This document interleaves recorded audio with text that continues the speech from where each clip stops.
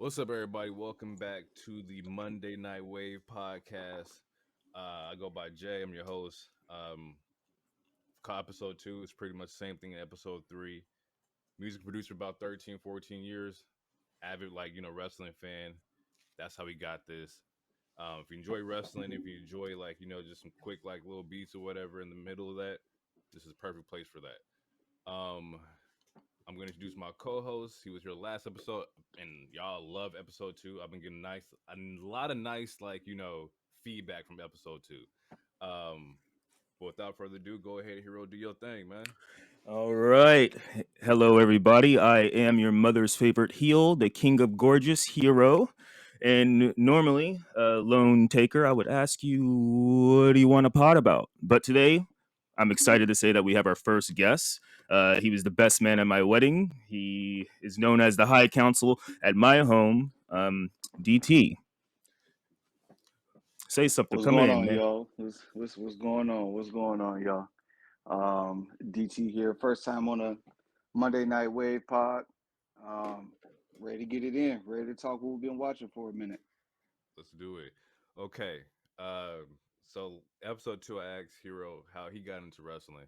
So for you, it's gonna be pretty much the same thing. What was your intro into professional wrestling? Like, was it family? Was it just you, just by yourself? Like, how'd you get into it? Yeah, actually, wrestling was initially connected to like Star Trek Voyager, which is kind of crazy. But my stepdad, um, we used to just I finished my homework after that. Couldn't be up past 9, that kind of stuff. So we would always end up watching like UPN or watching Star Trek Deep Space Nine, and that's kind of how I got introduced to wrestling. Obviously, it started with Raw, and then once The Rock transitioned from the Raw to being like the face of SmackDown, I was always on SmackDown. It didn't matter what was happening on Raw for me. So that's kind of how it started. I never actually got to go to any live shows as a kid or do any of that stuff. So um, now, as I'm older, I'm trying to just make my inner child smile. I've hit like 3 or 4 live events now. I'm watching every PLE. Uh, Try to hop in at least once or twice a week and catch up on the shows on Hulu. So, uh, big avid wrestling fan. And most of that is thanks to actually your mother's favorite heel for bringing me back into the fold. um, I think it was like 20, I want to say 2021, 2022, somewhere around there. Um, and Hero came to me. He's like, "Yo, man, I know you used to watch wrestling in the past, but you really need to watch it now. It's super fire. There's a lot of stuff going on. You'll find somebody you like."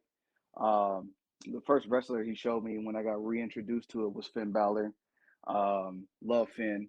And then I watched a couple episodes and ended up just being enamored with Roman Reigns' story in the Tribal Chief. So, um, yeah, full blown oos, if you will, for a Oh, so fan you of feeling fan of the oozy? bloodline. Yeah, You yeah, yeah, feeling yeah, you man, feeling oozy over yeah, here? yeah. So That's yeah, dope. It's funny because just how popping it's gotten from 2020 until now, which is if you were if you would watch during pandemic, this is the perfect time to be a fan because all these storylines are new, all these characters are new. It's just a completely different feel. Um, I think a large part of that is because Bloodline has been a thing for 3 or 4 years now, so you're just familiar with the product because that's the longest running storyline.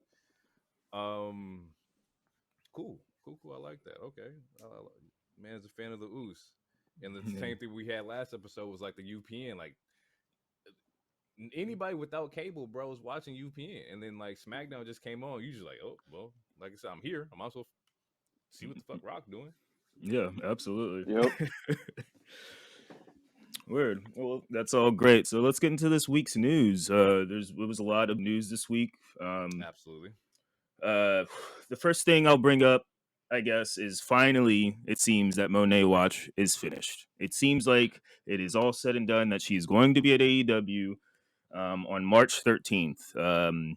TK's big announcement this week was that they're going to be in the TD Garden, which kind of got spoiled a little bit by the Garden, or yeah, the Garden posting They something, did. but Apparently the tickets sold out. So, as far as is she a draw or not, at least for this first show, she will be. And it seems like she's heading to AEW. So finally, she chose a job. I am excited. That man said, "In Boston, yeah, okay, I like it though." Like, but we talked about it last week to where like you just wanted to see her like somewhere. We just want to see her work. You know, I'm sick of the will she will she won't she where she choosing.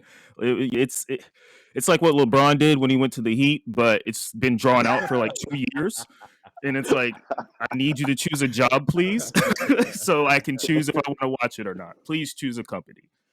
that But is hilarious. That's Yeah, funny. he said he called it big business. So big business in mhm, Boston will be triple B's. hopefully the announcement of Mercedes Monet. Um, Mm, and I'm gonna talk about more of that when we get into like the AEW segment. But like I mm, am excited for that for sure. Um, I guess my story that I think I want to talk about was kind of what like Seth said about the whole like like Vince thing and how like the creative direction and just what everything's looking like right now. mhm, And I believe let me see, I'll pull it up right here. He says something in regards this from Russell Talk. This ain't from me. right. Uh, he says, "You know what day to day for us is? It doesn't change things for the talent. We're so far removed as talent from that stuff. It's awful. It's terrible. I hate it. It's a disgusting situation, but we're so far removed from it. When we get to work, it's just like, how do we make this show the best possible show we can? Who are we out there with? What's the promo going to be? What's this match going to be? And how do we entertain the fans? Because that's really what our job is. That Vince stuff, that's personal, that's business stuff, and that's so far above where we're thinking and where our brains are at. We're not going to do anything that's going to impact any of that. It's an awful situation. We'll focus on what we do day to day. It's just be like what's like in any other sort of business, just structure. It's awful and you feel terrible and you wish you could have seen it and done something this and that. But at the end of the day, your job is your job, and that's what we do. We show up and we try to give the possible, or give the people who pay for our tickets to come into the best possible show we can, and that's kind of our department. Um, and from me, I guess I won't say that's like, I don't expect anybody to come out and bash anybody where you work at. Like, that's just not going to happen. You're not about to get this crazy, like, well, this is how I feel and, fuck VKM. Like, that's not going to happen from anybody within WWE. But I will say, I am a fan of, like, him addressing the situation. Even better than, like, Triple H did at the press conference after Rumble. Um, because like when that happened, it was like, yo, are we gonna talk about it? He was like, we had a great week, Netflix deal, 500 mil, and it's like, hey bro, like empathy, human Hmm. empathy for sure. um but yeah, I'm gonna end it with like I like what he said. It's definitely PC, but that's what you're supposed to do. You got to be politically correct, and he didn't say anything wrong. Just coming from his standpoint, like we just focus on like wrestling. Ain't nobody had Vince's phone. Don't nobody know where Vince live. Ain't nobody got invited to Vince's house, as far as we know. Yeah. So I'm okay with like that response. I feel like it was a good response. I mean, I'm a Seth stan. He usually typically tries to say the right thing. And yeah, I mean, based on just those particular allegations with Grant, like it seemed like most of that stuff was at the headquarters during pandemic. So yeah, I mean, Right. the talent is not going to know about that or see any of that like that. I mean, not like in the old days. I feel like they are a little further attached from that stuff. So I think yeah, it was a good response. I think. I like it. I, I think that it just speaks to the space that they're in when they show up to work now. I mean, obviously, like them being able to say, "Hey, that's not what we're focused on." Um, it lets for me, it lets me know that like they're taking care of things on the back end with the current roster, making sure everyone is safe, making sure their job is to solely focus on producing the best product imaginable, and just relieve some of those outside stressors and that unnecessary stuff. So, I think it's a great statement from Steph. Yeah, it's like just double back on what y'all said. It's just they're the talent. Like nobody knows what their boss is doing. That's like any corporate job. You don't go inside Amazon, but I know what Steve Jobs is doing. Like, or Bezos. My bad. Like you just don't you don't know until it happens, and it's like, yo, I don't want no parts of that. All right, we're gonna leave that over there. Hopefully, that's like the last I hear about it from like that standpoint. Um, Yeah, I mean, I'm sure there'll be a couple more questions throughout Mania week and stuff. absolutely. But yeah, at the end of the day, the talent doesn't know much. I mean, we can bring up all the old dirt that we want. I've seen a lot of people bring up the Ashley. I cannot pronounce her last name. I don't remember it. Sorrow.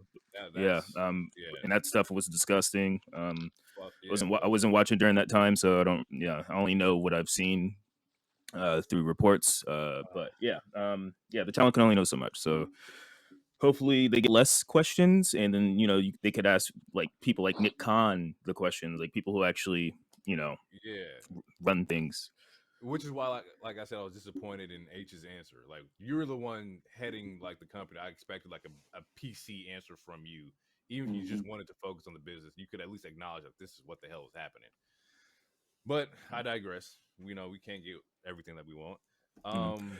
In a little lighter news, we got the 2K24 reveal trailer this week, guys, and it looked amazing. How you feeling about it? Personally, can't wait. I've already purchased the 40 years of Wrestlemania cover and all the things that come with it. I'm excited to throw one of y'all asses into the ambulance, so y'all can acknowledge your tribal chief. See, I ain't played none of the 2K games. Only because like I just came like from the era like we had the couch co-op wrestling games.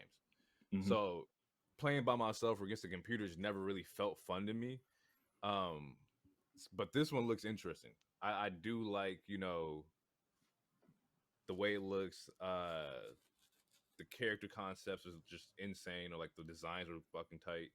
Um, the Yeah, different editions are dope. The 40 years of WrestleMania is fucking hard. I want that in like poster form because that shit's fucking Yes. clean. yeah, that is hard. And they also, which is news, also speaking of that poster, they replaced Brock on that cover of the 40 years. They did. And they also replaced him on the video package of the opening of the show. They replaced it with LA That Knight. happened too. Yeah. So But are we? Side tangent. Are we at the end of like the Brock era? Do you think we'll ever see Brock again? I think they're gonna let him chill for maybe a couple years. Because I mean, I don't remember his name officially being dropped unless it was in the New York Post version. But I don't think his name was officially dropped. It was just obviously heavily implicated, and it's one of those things where it's like, who else could have been? Yeah. So I feel like they're going to like put him in the background for a while. Then I don't know, maybe next Rumble we see him again or something, or maybe maybe we don't ever see him. But shit, It's be a tough. good human. I don't know. I think from a performer standpoint, Brock has way too many fans to not at some point make a comeback. But pretty much here, like you're saying, he's probably gonna be like give him the Lizzo treatment. The allegations come out, you don't see him for a while, and then they just pop up at the Grammys one year, and it's still kind of quiet. So I think with all the stuff going on, once everything the dust settles, people will forget. That's this age, this time and era we in. People will forget, and he'll get a pop on for sure. It just Yeah. depends on how like um, how the fans feel. As Hero said, fans can be fickle in the Daniel Bryan way, fickle. Um, and I guess like just for me, it's like seeing what happened to like Velveteen and like that boy is nowhere to be around. And And then now we they're got trying to Brock. repackage him, which is kind of scary actually. He had an interview not that long ago. Finally talking about his story, and it's like, dude, you should have said that 5 years ago. Not to cut, I didn't mean to cut you off, but yeah, no, like they're slowly kind of someone's trying to bring him back. Hopefully not H, but someone is. Well, do you think that like, fuck, man, I don't know I how to like, think Brock is a different animal, different beast. No pun right? intended. I feel like he will be like we will see him at a Saudi show in at least like the next 2 years. I think. Because he's a moneymaker, yo. He's Yeah, gonna he bring yeah in bread. Yeah, and like because of this allegation, because he's not great. then we got robbed for what was supposed to be Gunther versus Brock at this Mania. At least that was the heavily rumored match. So and I feel like they're gonna run that at some point, unless he never comes back. And if he doesn't come back, we still got people like Gunther and Roman and The Rock is back. Yay! So we don't we still need got we people. don't. I mean, if Brock don't come back, it is what it is. I mean, we got Braun Breaker over here. Yeah. Oh, hey, let's wolf dogs, bro. Let's go, Wolf baby. dog. Hey, man, you talking about a descendant of the big bad booty daddy, baby? Good God. Oh, In some surprising news, two different promotions let go of some people. Or it seems like Rossi from Stardom stepped away and he's going to create his own promotion, which is cool for the Japanese talent. And then also surprisingly, TNA fires Scott D'Amore, who essentially kept their head above water had them throughout this popping. whole time. Yeah, it got them popping.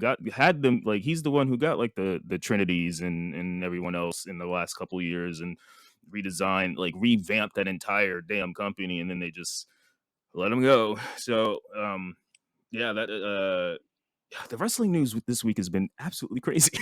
It's weird because like the TNA one caught me off guard because it's like you want to be a competitive program, and he was doing that. Like he had TNA like, yo, we're gonna go check out some TNA matches because they look like they're on the come up.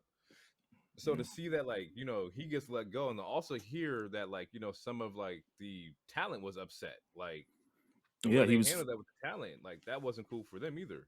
Yeah, apparently super cool, super, the opposite of what a VKM is. And yeah, everyone loved him. And there was reports saying like he was asking for more money so that the production could be better. And if that's the case, that's that's a bad reason to fire somebody, because again, Right. they've been bringing up the company, and as soon as you get a little hot, it's like, all right, now we don't need you no more.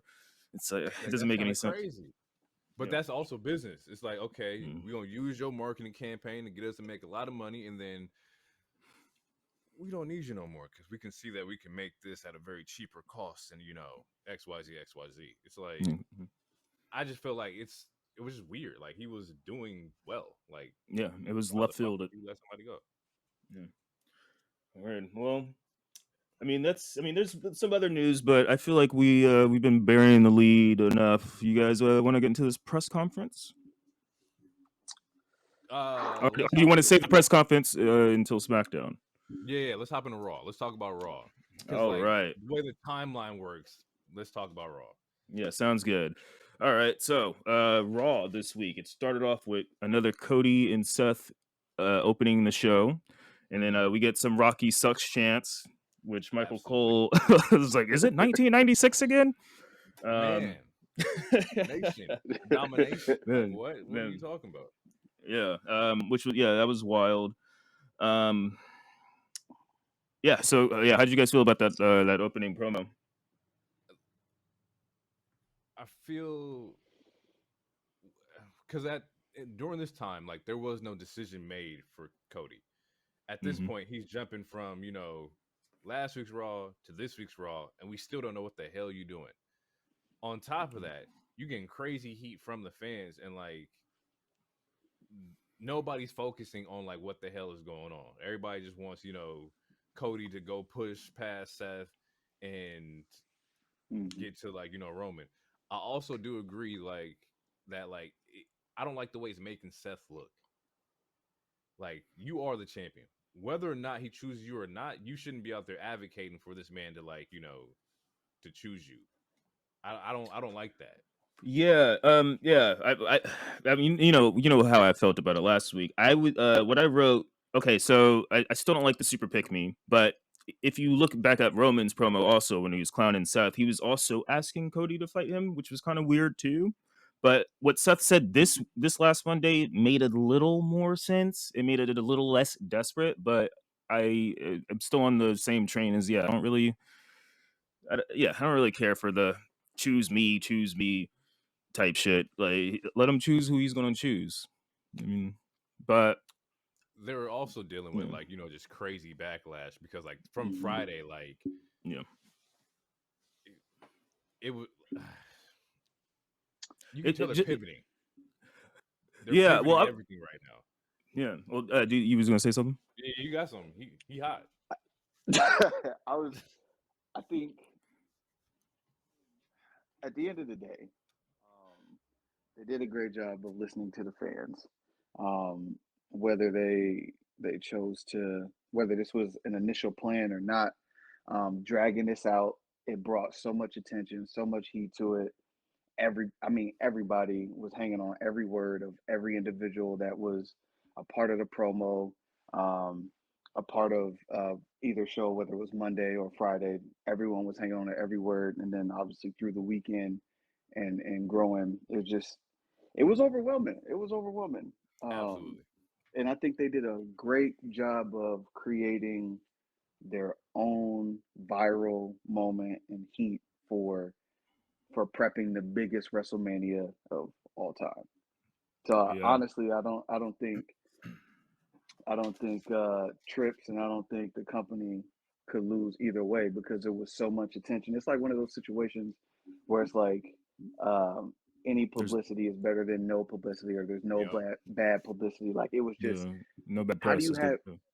Yeah, you had something trending for 72 hours, the number one trending topic in an entire country for 72 hours. Like that's a win in itself. So And you know I it's just wanted big because it's dipping into like avenues it shouldn't be in. It's like I'm seeing like like certain hip hop podcasts like just talk about like wrestling. It's like y'all talk about 50 Cent and Drake and everything like True. y'all Yeah. talk Joe about Budden was Cody Rhodes. recently talking about it. Yeah, I think that's what Yep. I saw. It's like they was Yep. talking Yep. about, and that's huge, bro. Yeah. That's huge. Joe Budden, TMZ. Yeah, a bunch of there was a gaming Twitter site. Like all they do is talk about Mhm. games, and then they talk about. It's wild. Wild. And Hashtag Yeah. face out. Hashtag we want Cody. What you mean? and I think that speaks to exactly what they wanted. The Rock is such a well-known, polarizing public figure. We could just get past the what he's meant to the wrestling business, but um, the moment he interjected, quote unquote, himself back into the story of this in this manner, like you could see it pulled people from all different avenues that either hadn't been paying attention to wrestling or just know The Rock from everything post wrestling, to want to check it out and want to see what's going on. Like obviously, people are like, oh, it's not going to put seats in butts or butts in seats because they've already sold the tickets, but it's not about that. It's, can you create a moment where you crash Peacock because everyone's gonna want to watch? Like, can you bring that much Man. viewership? So I think I don't that think it's it's gonna be been. hard to crash Peacock. Sucks. Hey, It's my listen, they bad. might. No, you're right. They might do it 2 or 3 times, but like, um, at a place where I work, I had someone who I didn't even know paid attention to anything wrestling come up to me and was like, "Yo, you hear The Rock is wrestling again?" And I was like, hold on, wait a minute. I don't even associate you with this bubble. Like, At and that's all. when it hit me. That's when it hit me. I was like, okay, wait a minute. This is going to be huge. It doesn't matter what they do. Um, it's going to be a W for the company in itself because you're bringing eyes and You're they're bringing doing new it. eyes. You're bringing Yeah. like fresh. We don't want your old dusty attitude era eyes. We want the new money. Hmm. And that's the one. The new money or the new eyes are the ones that you can kind of like you can kind of fool and keep the facade over because like they don't know anything. Yep. Somebody gonna see this WrestleMania and think this is the greatest event they've ever seen. And I mean, it it could might very be. well be too. It Yeah. might Like be. it It might, might yeah. be. It's not XL for a reason. You know what I'm saying? Nah, for sure. They definitely doing it big. Right. All right. So get back on track a little bit. So they start talking. It's all face and face stuff. It's all great and gravy. And then the biggest hater in the planet recently, that's not myself, comes out and interrupts. And when I'm talking about the DM hunk, DM baby. Let's Hunt. go, baby. DM Drew Hunt. interrupts. And Drew is great. Someone just recently changed their Hey, name to DM Hunk. How you feeling about this new Drew run right now, DT? man. I, first of all, I love heels. I love bad guys. They're much more complex. They have different layers to them. he is truly the winner of the Player Haters Ball for 2024. It started Hey, with hey, Cat hey, hey, Williams, hey, but hey, hey, it hey, is hey, hey, hey, hey, hey. it's hate. It's definitely Drew McIntyre. I almost bought that shirt. I'm not gonna Yeah, lie. yes, and when we interrupted, he debuted a new shirt, and and it's funny because it's a meme based off of the Arrow show, which Cody was a part of. Cody's friends with Stephen Amell, so there's just multiple layers to that joke, which makes it great. It just makes it hilarious. The funny thing is like watching Drew get this momentum off of one injury is crazy. Like completely changing your character off of somebody's injury and then riding the wave. Like I don't think I've seen anybody do it this good. Like every week is a different level of hate. he, when you think he can't go any lower, he goes lower. For Like sure. And eats it so. a lot. And like I said, last week was like his social media, like the stuff he's throwing on social media is crazy too. Like the dude is living up the heel. Yeah, and that's the thing. I don't even think he's not even like he's not going low in the sense of like it's low bar, it's low hanging fruit. He's speaking his truth, and like I mean, I wrote multiple times in my notes. He is spitting. Like he's just, like it's it's not like he's not doing like low hanging fruit like oh your dad's dead, but no, he's just like like he's like you should finish your story, man. Yeah, go ahead and do it. Go ahead and do that so I could beat his ass. It's just like Right. it's good shit. And then and looking at Seth and being like, why are you even trying to challenge him? He already beat you 3 times. You shouldn't Yeah. be trying to fight me. Like Yeah. any chance he has to throw a barb or a jab, he's getting them off on For everybody. It sure. don't matter who's in the way. For Yep. sure. Which we'll get into it later because yeah, he shows up on the other show and throws spit some more. Pause. Uh, all right. So, yeah, Drew attacks Seth with a cheap shot. Cody defends him, but that's pretty much it because Cody's in the main event later that night. Now we get into some real heat, which I'm going to be surprised if this is not your favorite match of the week, Loner, because we get the fatal 4-way tag with New Day, Imperium, the Creed Bros, and who's that fourth team? DIY. How'd you feel about it, guys? That was look this week. I'm just gonna look. Had that been the last match I've seen, or if I like this week wasn't as packed as it was, that would have been my match of the week. It is Mhm. not, but it was hard. Mm. That was a Okay. great fucking match. Okay, Yeah. like because I heard about the Creed brothers, but I've never like seen them in action. And them boys is they got it. Yeah, They they're Same, they good. they same. they for sure. Like it's like if you just took like college Olympians and Yeah. then just gave them the injection of Kurt Angle, and then there you go. Two young embryos out there just fucking going crazy. Like they them dudes is nice. And they're athletic. Uh Yeah. the spots that they were doing was crazy. The selling is nice. Yeah. Um There was a lot of good ass spots. yes, bro. Champa almost killed Xavier Woods, kayfabe wise. When he what was it, the Widow's not the Widow's Peak, but he did the that move off the top rope and they slammed it all the guys. That was amazing. Yeah, That like 4-way superplex. yeah, that was an amazing spot too. There was a lot of amazing spots to the point where it was getting this is awesome chance, and it reminds me. I mean, like the tag division again. I wrote in my notes in all caps: split up the belts, please. There's too Yes. much. There's too many tag teams like, and they're all cooking. And if you guys remember last year's Mania with the tag invitational thing, we had that great Street Profit spot and Titus O'Neil in the background. Like, I'm assuming they're gonna do another tag type thing this year, and man, it's gonna be great. It's gonna be great. I have in my notes, I have uh belly to belly into double belly to belly. Like there was like so many like just suplexes. It was it was crazy, yo. It was Like great. they were solid. Um Overall great match. I love the fact that DIY because DIY got it right. Yeah, they were the ones who. Mm-hmm. Yeah, Yeah. Um, yeah, they get the I like win. what I like what Triple H are doing. I like pushing DIY. Like I like the momentum. The "We Are" theme is catching with me. I caught Mhm. myself like, okay, I'm familiar with the theme song. Um, I just hope that they can continue the run. Like just keep pushing them. Yo, what if they lose? Like have them challenge whoever gets it. later if they split it up, whatever the case may be, just keep DIY together and just give them the backing. Yeah, yeah, they're slowly establishing that both shows have an incredible tag team division. Like, DT and I were talking last night. Like, I wrote a list of all the tag teams that could, like, they're just sitting in limbo because these belts are split up, and uh, I mean, these belts are together still. And once that happens, and like other people have things to do, and like we talked about that with the women's tag last week, also. So yeah, Mm-hmm. yeah, it's getting there. It's slowly getting there, but man, I love a good tag match. My only gripe is I hate fatal 4-way tag matches because I don't like the format.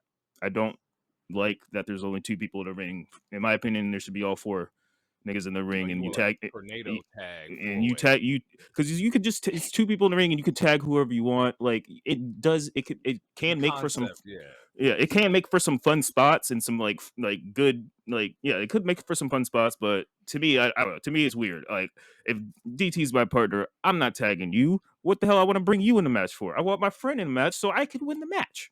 Right. Right. It's yeah, but that's just a nitpick. I mean, they've been doing it that way for years now, and I just hate it. You got anything to add in, DT? You got anything about the four way? For me, nah. I was happy with the spots. I like the tag teams that were in there. I will say that was my first time watching a fatal 4-way tag match. So, as Hero was talking about the tagging random people in for different spots, I was confused because I was like, "Wait a minute, hold on, you're not even on this team." Like, Right, Well, right, there so was a right, there right. was a part in time where Pat, like, and I quoted it. Pat was like, "Who's even legal?" It's like I don't know what's going yeah. on. I'm just seeing some cool shit. I don't know what's going on though. And All right. please correct me if I'm wrong. But I did like the fact that Champa had enough ring awareness to kick Gargano off and Push actually him out. finish it. Yeah, That I was like, okay, that pulls it together for me. yep, Y'all are paying attention to the little details. But yeah. um, I caught yeah, that. yeah. That was great. From All right. there, I think what the next match was the Shayna versus Becky, right? Yes, and then we get some more examples of the new production and how like they're doing promos now, which Hmm. I'm liking this new format. I did note because okay, so a couple months ago I saw this video of it was a TikTok and it was like Shayna sounds like Naruto, and every time I hear her speak, I can't get it out of my head, bro. Watch a clip of her talk and then watch a clip of dubbed Naruto. She sounds exactly like Naruto, and Oh, I you're getting cannot in my head right I now, bro. I don't cannot know get it out of my head. I love Shayna. I'm a Shayna fan though. But yeah, Becky versus Shayna, and way better match than the WrestleMania match a couple years ago. bro. What? Yes, I was watching. I was like, this match is great. Like this is pay per view worthy. Like the way they Yeah, was like performing in the ring was very much so pay per view worthy. Um, I I was kind of expecting like, okay, Becky gonna get hers. We know she wants to get it. Okay, I'm expecting like a squash match or whatever the case may be, but hmm that was not it. It got me kind of excited because I still want like Shayna's NXT run. I want her to yeah, get her shot that she was supposed to get back then, like yeah. before She, like push like Ronda heavy and whatnot. But like the whole yeah, submission magician like Shayna and like she was dominant. I want to hmm get that back, and if we can get that, I'm cool. Even if I just need to see her like get the belt or get somewhere close to it, in like one of those marquee matches. yeah. She has yet to have a singles title run yet, but and yeah, no, I loved NXT Shayna. That's what I mean. Yeah, I used to watch NXT more than any other show for a while, and yeah, no, I like Shayna. I like Shayna a lot. Her promos could still use the work, but she's great in the ring and she can sell. She can yeah, she knows how to put people over. It's great. How you feel about the match, D? Um, I mean, I've been critical of Becky. I'm trying to see why so many people love Big Time Bex, the man. I'm right there. I understand. Um, and I'm starting to come around a little bit. As I've like grown into watching it and paying attention, she does a lot of directing in the match. So I've been paying attention to that and how she's elevating people. Um, but I'm really excited to see where Shayna goes now that she's not attached to Ronda. I was not a fan. I'm probably like a lot of people, but I was not a fan of Ronda in the ring. And now seeing Shayna on her own for my first time, um, I'm going to be interested to see where they take her as a character. Yeah. It's because I think right now it's her and like Zoe, right? Like that's Yeah. Right now it's two, yeah. and I get it. You kind of still want to get Zoe like over and get her like acclimated to like the main roster and whatnot. Yeah. But after we get done, I want to see Shayna out here, people tapping. I need to see arm bars and ankle locks and all that chokeholds. I need to see it. Put Yeah. somebody to sleep, Shayna. Yeah, baby. And after that match, Becky wins. She wins her way to the chamber in Perth. That's gonna be fire. And then we get another promo for another lovely lady, and it's a really good promo. It's also For crazy. This is Becky's first elimination chamber. Like she hasn't been in one. I think that's because yeah, they said like it's their first Mhm. elimination chamber. yeah. Because the women's chamber has only been around maybe 5 years or so, and usually she's the champion, or there was a time she was pregnant and stuff. Facts. Yeah. Yeah. Damn, that's Yeah, fucking so nuts. and I'm 100% sure she's going to win this chamber, so I'm excited for that. And then after that, someone else who's probably going to be in the chamber, Liv. She dropped in another amazing promo. Well, I wouldn't say another amazing. She just got back, but she dropped a great promo. At least in my opinion, and she was like, "My revenge is about Rhea Ripley," and I got a little hot in the room after that. For me, I was enjoying it. This motherfucker here, man. Goodness gracious. Listen, everybody knows mommy's always on top. So Yeah, they all gunning for Liv, Becky, yeah. Naya. And Liv has So a story with it because Liv, Rhea shoot injured her, and then also they used to be a tag team. And when Rhea first went to the dark side, I think she betrayed Liv, or was it mm, Nikki? It was one of them. I think she betrayed both. I don't remember, I but left the promo with questions. It's like, what do we want to see from Liv? Like, what kind of growth do you want to see? Do you want you want to heal Liv? Like, what is it that we're looking for? So that we um, hold her up to like the benchmark, hold up to standards and stuff like that. yeah, I think after her feud with Ronda, when Ronda took the belt from her, we started to see a more edgy Liv, a little more aggressive. Uh, Yeah, I mean, she just got back. Yeah, it's one of those things. I'm gonna put it on low, let it simmer, see how it cooks. Because Liv is a fan favorite. I mean, I personally like her. It is. I'm not gonna say she's my favorite, but I think she's great. And yeah, I think we should just let it play out and see what happens. Uh, I think she's gonna get a 1v1 with Rhea at some point. Um, Maybe before the Becky match. Uh, yeah. do do we want her to be like? Do we want her to get the title back? Do we want her to be like? Like I think Liv's title run was a little underwhelming, but I think that like her losing it and her getting back this time, I think a second Liv run might look way different than the first run for sure. Oh, I think it absolutely will, but I think it's gonna be a while because I mean it's gonna WrestleMania is gonna be Rhea and Becky, and Yeah, we know that. uh, if Rhea retains, then that's great. Then we can get that 1v1. If Becky gets it, I don't know. And then we still have Cargill that's gonna come out at some point. Yeah, I mean, I don't Yeah, know. It might be a minute before she has another singles title, but she's a main player, and she's going to get TV time. She's a main player. So looks like we yeah. lost D. Yeah, we'll get him back in here. There we go. Word. All right. That So man yeah, got after tech issues. I forgot what happened, but my next note was Adam can't control his damn show. So I don't remember what. I don't remember what happened Oh, after because that. The Rhea promo. Oh yeah, Because Rhea came out. Rhea comes out. Yeah, Spicy. yeah. He says, "No, Yeah. Adam can't control his damn show." Because then Naya comes out and she's beating up security. And I'm like, Yeah. um, I honestly think the Rhea Nye match it's scheduled out to be a really good match, and I hope it's a really good match because like the way yeah, they're building this, like there's a lot of heat. Yeah, it's going to be good. And now that speaking of Naya, you can't wait. Can you? Oh, okay. Nah. I don't. What is he? We can't hear you, bro. Hold on. This man. Let me I see. might have fucked up. Can you hear me? Yes, we Yeah. can hear you now. Okay. I was trying to do it Yeah. silently without interrupting. Okay. No. All You're right. okay. You're okay. All right. But yeah, no, I wanted you to talk because you are one of the biggest Naya fans I know, and Absolutely. I last episode. I don't know if you listened to the last episode, but I was giving Naya her praise because I used to be very critical of her. But she's been killing it this run. How have you been feeling about your baby girl? A dominant force. I think it's great. I don't think she's gonna beat Rhea. I would love for that to happen, but I don't think she's gonna beat her. I think she's doing it. Listen, Rumble, she was fired. Um, she's been beating up everybody pretty much in her path. Smashed in Becky's face. I think there's a lot there with Nia in this second go around.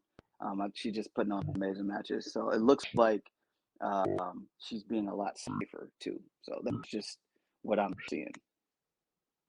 Same. Absolutely. I think Shit.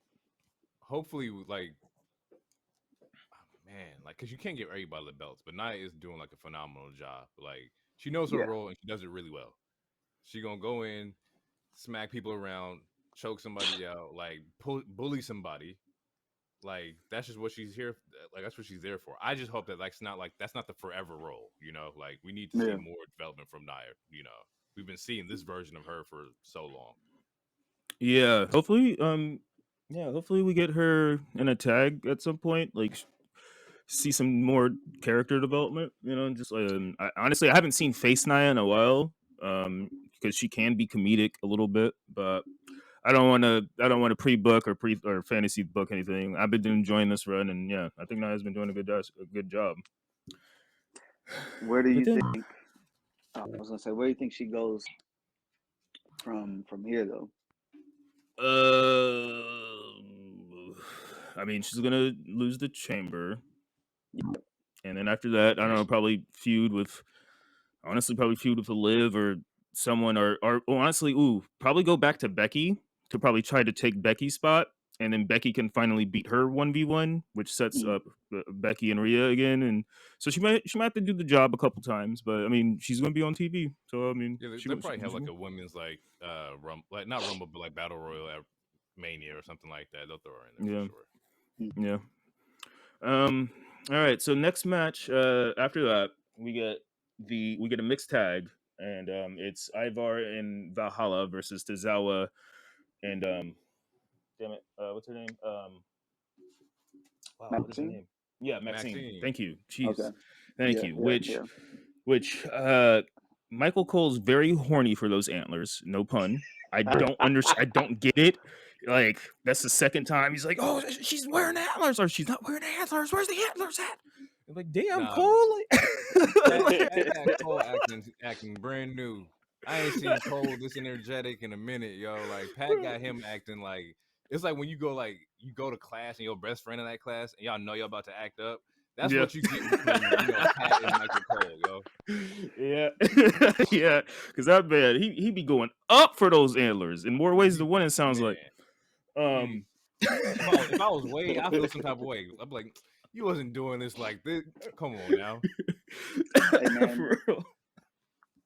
Yeah. It was a quick match, but I must say we got I'm all for throwing people out to the wolves and see what happens, but Maxine is not looking good in the light, and maybe we should just keep her in the PC for a little bit.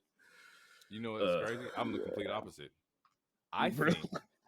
I think Maxine has it. She has the frame. She definitely needs more like time wrestling, more time like training and whatnot. But she 1000% has the look. She has the frame. She just needs the character and the move sets and whatnot, and then she'll be good to go. I'm gonna ride the Maxine train and just kind of like wait it out and kind of see how she like develops, because we all know everybody starts in like their first like group or tag team that kind of like gets them like introduced into the business, and then they just like fucking just take off. And I think Maxine can definitely be one of those ones for sure. Yeah, I mean, she has the charisma for it. I just think maybe just keep her on house show, like wrestling wise. Maybe just Yeah. not put it on TV yet because it's looking funny. I gotta get that game tape out. We gotta get the tape out. We gotta see what we Yeah, can work on. show me the footage. We need to go over the X's and O's. Yeah. All right. So after that match, it was a quick match. Then we get a Judgment Day segment with R-Truth returns, thinking he's back in the gang because he got jumped in a second time. That's funny. Hey, Truth is killing sometimes you these got, segments, yo. man, this man is a national treasure. So, sometimes you got to get jumped the second time just to reaffirm, you know what I'm saying, the acceptance. So it happens. And it's to the point where like it was funny because at the end of the segment, like Priest is like, I just don't know what to do with you, man. Okay, you're in. Fuck it, whatever. Just Yeah. Enjoy yourself. Have fun. yeah, just make yourself home. Because it's like they're treating it like the little brothers were like, you about to like, bro, I don't want you to be with me. I'm gonna beat you down. You gonna stay over here. But nah, you take the ass whooping and come right back around. What we doing, big bro? Judgment Day. Let's take me outside with you. Like it's giving me Yeah. like that kind of like energy, and I love it because what are you gonna do? Beat him up again? He's gonna come Yeah. back. Like he gonna be right there. Yeah. Plus I know they seen like the merch sales. I know the Truth merch is like that shit's shooting right now. I know like they're doing numbers on that. Yeah, I mean, shit. DT got 2 of the shirts, and He did. spoiler, if we talk about SmackDown, he was getting LA night pops. They was saying we want truth, and they were saying it loud. Like he, like this man, every year he rejuvenates his career, whether it's through comedy or not. It's like he is a national treasure. It goes without saying, 100%. That's insane. It's insane and it's great.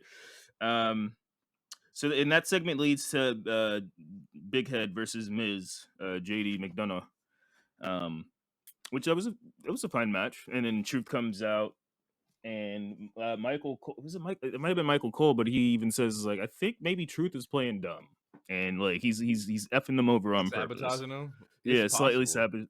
It's possible. I don't honestly. I have no idea based on the way he calls someone the wrong person. Yeah. I have no idea. Yeah. But yeah, he comes out. Matt, yeah, he comes out. He puts a shirt on Dominic, so his arms can't work. He gives JD his cut finally, which distracts him for a. Damn it, what's the name of his move? Skull crushing finale. Skull crushing finale, baby, and the money flies. I love that. I Yeah. put that on my notes where I love the fact that like the cell with the money popping up. Like I think that was cool. It was Yeah. definitely entertaining for sure. Yeah. So it was great, and it's you need those kind of matches in between the shows. Like you need the comedy, you need the palate cleanser, and also it was still a good match because I'm a Miz fan. I don't think Miz puts on bad matches personally. And then JD Madonna, Nah. Granted, he is a nasty man outside the ring. He's good in the ring. So That yeah, was like my favorite JD match. Like out of from how much I've been watching of like JD, like that was the one I was like, okay, JD can really like throw down in there. Like, and I'm cool with that. yeah. Now that you're back, how did you feel about it, DT? First of all, I might have missed a little bit because I got kicked again for some Yeah, reason. you got kicked. I'm gonna figure something out. When we take the audio break, I'm gonna go and try to like see what the hell is going on. Okay. What was? We were talking about the Miz versus JD McDonough. You know what? I did not. Did I watch that match? You didn't see the I Truth might have come missed. out and put the shirt on Dom? Oh, from the okay. So I saw pieces of it, but I didn't watch the whole match. So Okay. but I did hear Hero mention it earlier. I'm all about the R-Truth JD merch. You know what I'm saying? And if ever you're in need, Judgment Day, we got you. Live, laugh, love, baby. Yeah. Live, laugh, love. That's Or you will be judged. The Rave Girls cut a promo. It was fine. I don't know if that's newsworthy or noteworthy. But after that, we get the Braun Breaker debut. Hey, we're not gonna do them like that. Hey, like, I mean, I like them, but and like they cool, but like I get it. Like it was a skippable like promo, but them girls can wrestle. They have hella team chemistry too. But yes, they did throw their club promo, and it was like, It was, what is this? it was Like, yeah, Do it they was have a name yet? Like a name for the tag group? nah, I think no it's just what Casey Because and Katana or whatever, yeah, yeah, they need or to Katana Chance and Casey. Carter. Yeah, They Casey need to Carter.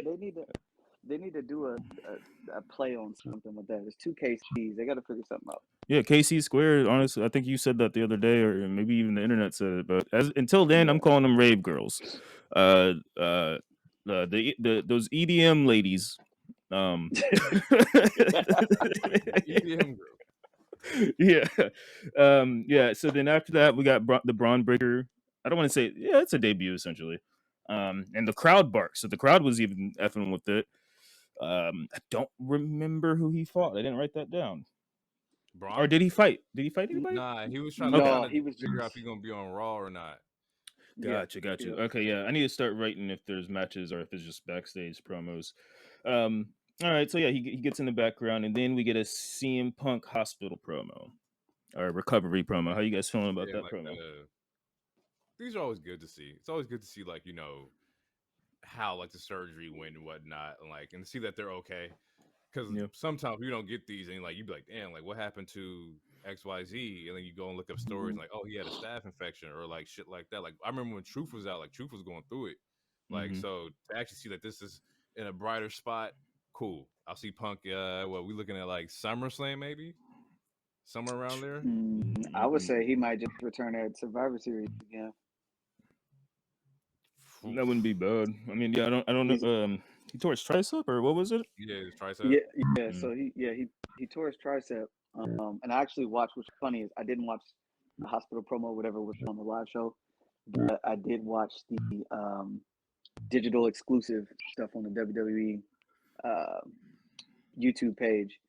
And he talked about one how he was already gassed before even going into the match because he was too amped. And then after the match, he was just kind of glad that it was over and he was able to make it through. So I think it's just been a lot of like emotional wear and tear on him. Obviously, no pun intended, the wear and tear on his body, but like it's a lot to go through the journey he's kind of went through and come back and then have this huge reception from the fans and then have this big moment. So I think I wouldn't expect to see him until SummerSlam or not SummerSlam. I'm sorry, Survivor Survivor Series. Series. Yeah. Yep, get him some more some in ring work and get his endurance back up and all that stuff. So Yeah, and he does make an appearance at the conference, which is cool. So yeah, I don't mind promos like these, especially I don't mind keeping people around if they feel like they can do things like a random commentary thing, such as the press conference and whatnot. Then yeah, it's like a slow way of again putting someone on the simmer, you know. So it's like we don't forget about Punk. Punk is still here. We just signed this man. He's not going anywhere, injured or not. You're gonna hear his voice at some point. Yeah, So I don't think I'm all for we that. could forget Punk. Like, there's no way. Like, people are still like hoping out that like it's all like a joke and you just come back at Mania, but like that's not gonna Yeah. happen. The boy is down. No, yeah, no, nah, yeah, he's done. those tears I saw were real on the on the YouTube page. He was really crying. He had a somber moment. Him and Cody afterwards where he was telling Cody he tore it, and I was like, damn. I never really watched CM Punk, but this got me kind of emotional. So Punk is Yeah. Punk. I don't know what I could compare him to because he's must see TV when he wrestles. He has great fucking promos, cult fucking following. Like, I wish there was something I could compare it to, but like the people love him, like no matter where Yeah. he goes.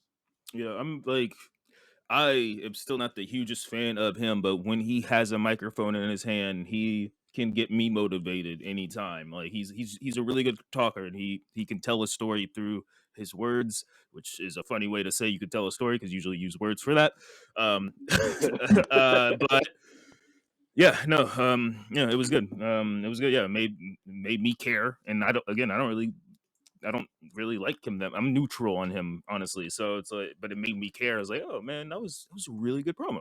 Like I Yeah, enjoyed the promo. And I think I think from go ahead, real continue. quick, just to add that in there, I think what did it for me, because like I said, I never paid attention to him. I didn't see the hype. Um, I think what did it for me is when we went to Raw here in Portland, and then I saw everyone else's reaction to him and how they just popped, and I was like, okay, Yeah, once you I see it could, live, it's different. yeah. Once you see it and you can feel it, I'm like, okay, I'm riding. So Yeah. Yeah, I, and I that think from leads to there, another. Oh, go for it. I think from there we got the Gunther, the 600 days of lose. Yeah, it leads into it's Gunther with two Gunta. O's. Gunther. Gunta. Which is I think, but probably my favorite segment of the whole show. Besides, I mean, yeah, I would say it's my favorite segment of the whole show. Love Ludwig. Ladies and gentlemen. That pops me every time. hey, you might as well do the whole thing, bro. Demand the Man. attention. I demand all your gratitude. Just funny as hell. Gunther had some nice pyro, and then again, and I said this last week. I mean, he's always been good on the mic, but ever since that Miz promo, like he's been talking a lot more. And this man is boring people up on a consistent basis. Oh, The he's talking shit shit. that He's talking that the talk. shit, Yeah, the he's shit he coming says coming is for so next, yo. it's so Listen, fucking good. if I could slap you in your foot and you tap out, like what you gonna say to me? Your chance right Yeah, now, like and they run for count to 10. Like you're not fucking with Gunther. He don't got just hands. That man got paws. He got mittens. nah. So the story, the seeds that have been planting the last couple of weeks has been, it looks like that's going to be Jay's attempt to get his first single title, and then Jay comes out, and the crowd goes crazy. You get the yeet yeet. And then I don't know what Jay says, but I had to quote what Gunther said. He's like before he started barring up Jay, like this, and I'm going to use this. He's like, I'm sensing some kind of disrespect, and then he just started barring him up. Oh man, That man said, I got a quote. That man said, "Simple gestures for a very simple audience," and I was like, Yep.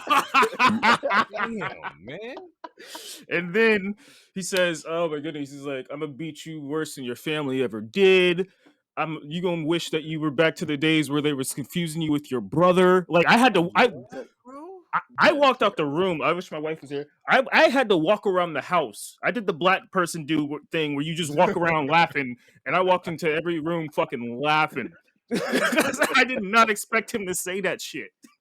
Like that shit was fucking crazy, bro. Like, Oh, I'm sitting here watching, like, oh, this is what it looked like to be on top of the mountain. Like, ain't nobody touching. You can say whatever you want. What you gonna do? You're not gonna out the wrestle them. What you gonna the do? thing that I like the most is through all of those jabs. One of the lines that stuck out with me the most um, is he talked about the amount of work it takes. Where he was like, I had to do this on my own, 100% of the work. He said, you mostly only ever done 50% of the work. So like, I think just from like a character build, it puts like that doubt in Jay. So Mhm. I'm interested to see how he responds. But yeah, you in line. Gunther he was on that boy's muffin top. Yeah, he He was was. on that boy's head. Hey man, we got to get this belt off him, bro. We got to get the icy off him because it is time. See, It is it is, time. but like right now, like I don't want them to play with Gunther. Like if he get it, I want him to get it. I don't want him to fucking have the match with the champion and lose. Like nah, if he gets it, I want to see him as a world champion. Okay, That dude definitely deserves it. can I do a quick fantasy book? Just a quick fantasy book. The way that What you I got? see it, okay, you have Jay beat Gunther in the first match in the IC. Okay. It can be with shenanigans. It does not have to be clean. Mhm. Gunther, because I'm assuming unless the women's chamber might end the show if not Rhea, but you have Gunther take somebody out and enter into the chamber and then win the chamber, which happened. That's happened before. I think Edge done it. That's a couple other people have because Edge like injured Kofi right before Kofi went in, and then he entered the chamber. You have him win the chamber. You set up Gunther versus Seth. Seth can beat him, or I mean Gunther beats Seth. And then also it sets up Jay versus Jimmy because Roman's gonna be like, Jay has a title. Where's your title? Take that title from Jay, and that can set up their Mania match because they're gonna fight at Mania. And I mean, besides that Rumble match, they haven't interacted yet. So either Jimmy's going to cost Jay that title match at Elimination Chamber, or Jay can win that title match, and then it sets up. Either way, it's going to set up their Mania feud somehow. But I was just saying, if we could get this title off of him, like, he needs to be in the main picture. And honestly, as much as I love Drew, I love Gunther a little bit more. And I would rather see Gunther and Seth at Mania would be absolutely fire. And That's we have funny not 'cause, seen like, we have not seen that match yet. I was like looking at the Elimination Chamber, like, the challenger challenge that they got right now. I looked at the picture, I was like, damn, he's not in there. Like, Gunther should definitely be inside one of these qualifying matches. Like, Yeah, that because makes sense. freaking Logan is. But I think that's because Jay and Gunther are going to have that singles match. I think that's why. Mhm. Okay, then they better have this match in Australia. Like, that would make sense. Like, but because fuck yeah, Gunther inside the fucking Elimination Chamber that'd be dope. Like, That'd be fire. Right. See him powerbomb or chop someone through the plastic, the glass. That yeah, like that'd be How fire. many, just from like a storytelling element and piece, like how many more? We have 1 or 2 Mondays left when is before this show in Australia? Elimination Chamber. It's on the 24th. It's at 2 a.m. Pacific time. Damn, I don't know where my phone is. Let me see. Get the good old calendar. One, two, yeah, because it's on the 24th, right? So then, yeah, we have 2 more Mondays. Okay. So they'll have to piece it together because he already had essentially the first little war of words. So maybe this upcoming Monday. Yeah, Jay will probably beat Ludwig or Giovanni or something. New Day will help. You know how they build it up. You know how they get their shit off. Well, actually, that just reminded me. There is a 3-way tag, if I remember correctly. Because he came out from New Day. Yeah, New Day. So there's a 3-way tag with Jay and Kofi, and damn, well, I just forget his name, but with New Day, Imperium. and then Imperium as well. So, Okay. Yeah, yeah, I did see that. Yeah, I think that's next week. Yeah, they're gonna Because it start was Jumpin' sending the Jay, seeds. and then New Day came out, and that's probably gonna set up the little, the trios tag. And then after that, we get a Shinsuke promo, which was we love Shinsuke promos. Right? Anime super villain. Man, the best. The best. And then after that, we got a women's tag, which was good. That was a good match as well. I don't remember the participants because I did not write that name down. But Now it's Kabuki Warriors versus Katana. Oh yeah, it was a rematch. Oh yeah, rematch. Yeah. Yeah, that was good. Yeah, that was a good match. Who's challenging the Kabuki Warriors? Like, who they setting up for that? They're not. They haven't set up anyone for it yet, and that, That's what I'm like. it goes into the problem with the women's division or women's tag division that we kind of talked about last week. But we need to, just like the way that we're establishing the men's tag, we need to start establishing the women's tag. And it's just one of those things. Like, the roster's thick. Everyone has their favorites. We all want people to win their belts and all this other stuff. We all have our favorites, but there's some people who have the job. There's some people who have to be in a tag team for a minute, and they just need to establish that. Like Shotzi and Meacham, they're not doing that much. I'm not saying they should be together. I'm just saying those are 2 names. Like, you got the goth spooky girls. I mean, they just lost a couple weeks ago, but they can come back. I think I know who you're talking about. Yeah, Isladon and Alba Fire, spooky girls. Yeah. Yeah, I don't know. They just gotta, because honestly, they're probably gonna sit on these titles, as most women tags sit on the titles for a bit, just so that we can get the cool image of that shit is so ass. We just gotta establish that. But because they're 2 talented individuals. Asuka and Kairi Sane are just phenomenal talent. Oh, absolutely. So it's like let's get them rivalries and matches and stuff like that. Like, the whole idea of coming out with EO and everybody has gold is tight. I will give you that, but it's not tight when you have nobody to go up against. They need some people to kick in the head, and honestly, send them the whole point of the tag was so that it could be at multiple shows. Send them to NXT for a week, pop a rating, send them to SmackDown, or they're already on SmackDown. but they were on Raw this week. But yeah, they need people to fight, and we need like it needs to be. They can't just be fighting EDM ladies every week. It's going to get boring. So Question. yeah. Who eliminated Kyrie and Asuka out of the Rumble? Because I can't remember. No, because Kyrie had the botch spot where like I can't remember. She She's supposed shouldn't have failed, but yeah. And then Asuka was eliminated like right after. Right after her. Right. I so don't who? know. Yeah. So I think. I think that's how you could tie in who's going to challenge them. You could play off of that. It wasn't supposed to be intentional, probably, but you could play off of that. Yeah, I would. I don't know. Like we've already talked about it. They need to just get more women in there and just whoever it is, just have them build chemistry and identity. Like we talked about it, where Piper had the horns or the theme music was like similar to Valhalla's, and it's like, bro, who the fuck is coming out? Like, we need identity, and I think it's kind of fucked up because we're kind of overlooking that, like Chance, they have that, like Katana and Chance, like that's Casey Carter, like that's what they have. Like they have an identity. Why is it not connecting? Because it's kind of it's similar to when I was talking about with the Hurt Profits. It's like they're just niggas in suits. As far as they're just rave girls. What is that? They're just like, we like to dance, we like to have fun, and we'll do some cool moves. That's like it's hard for me. And I like seeing I like seeing crazy flips and shit, but I can't. I'm not super. I don't know. It's not. That's why. That's why I feel like it's not connecting. Because yeah, they have a gimmick, but they don't have a character to that gimmick. Do we need is it more attitude? Do you want them to be like more ruthless, or is it just the EDM bright color thing just doesn't do it for you? No, I'm fine with the EDM bright color. They seem. Every time they talk, I feel like they're going to sell me some Sephora. Like I need them. I need. I just need. I don't know. I feel like if I hung out with them in person, they're probably super fucking cool. It needs to. I don't. It's not translating with their character, but I don't know. It's personality. I'm just not seeing. I guess personality for me.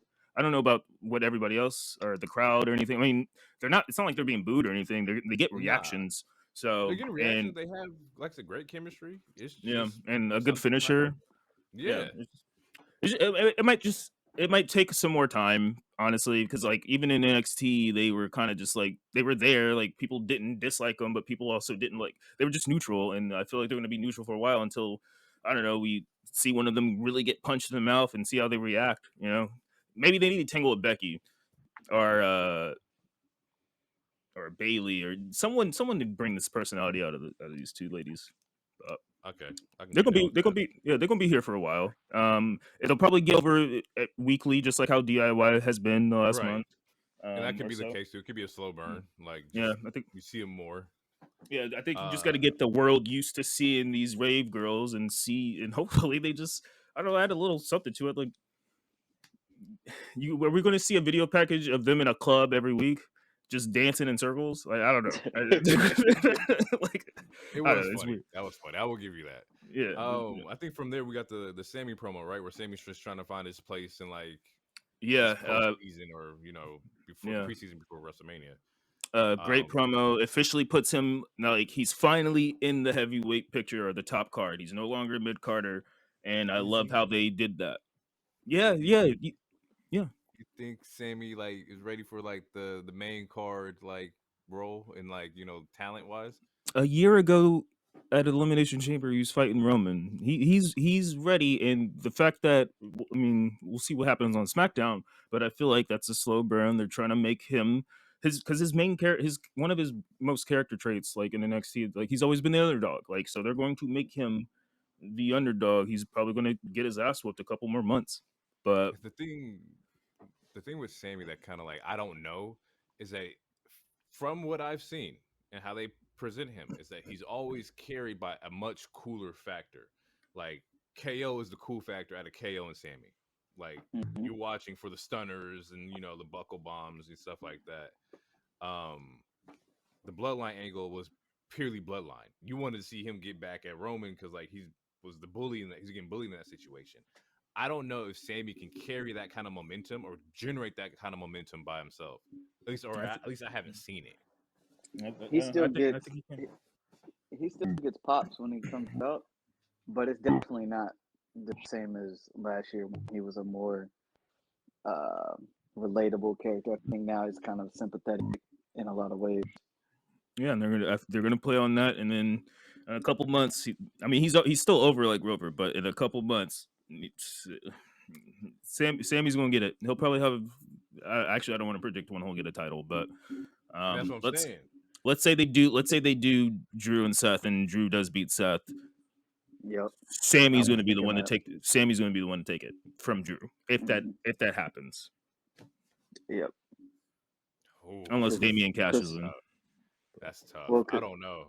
Because Sammy's never beat Drew. They're playing on that story, just mhm. like they're playing on Cody, or Seth never beat Cody. They're playing on the story. It's just a slow, like those little, yeah. It's a seed, and it's going to grow, and like we'll remember this conversation in like a half a year, and like boom, like we now the story's finally grown. It's cooking. Isn't Money in the Bank in London this year? Isn't something in London this year? I There think is. we, Hold on. Let me double check that. yeah. They are definitely doing a show in the UK. Money in the Bank in London. Let's see. Let's see location. Him holding the briefcase, that would be very entertaining, honestly. I think. And I just mean in terms of like obviously, um, Cardiff, Wales, and the UK aren't the same place, Money in but the Bank is in Canada this year. Toronto. Oh yeah, he's winning it. Yep, yep, It is yep. in DT, you onto Toronto. something, baby? Yeah, yeah. Canadian zone. Let's go. They might have Drake perform.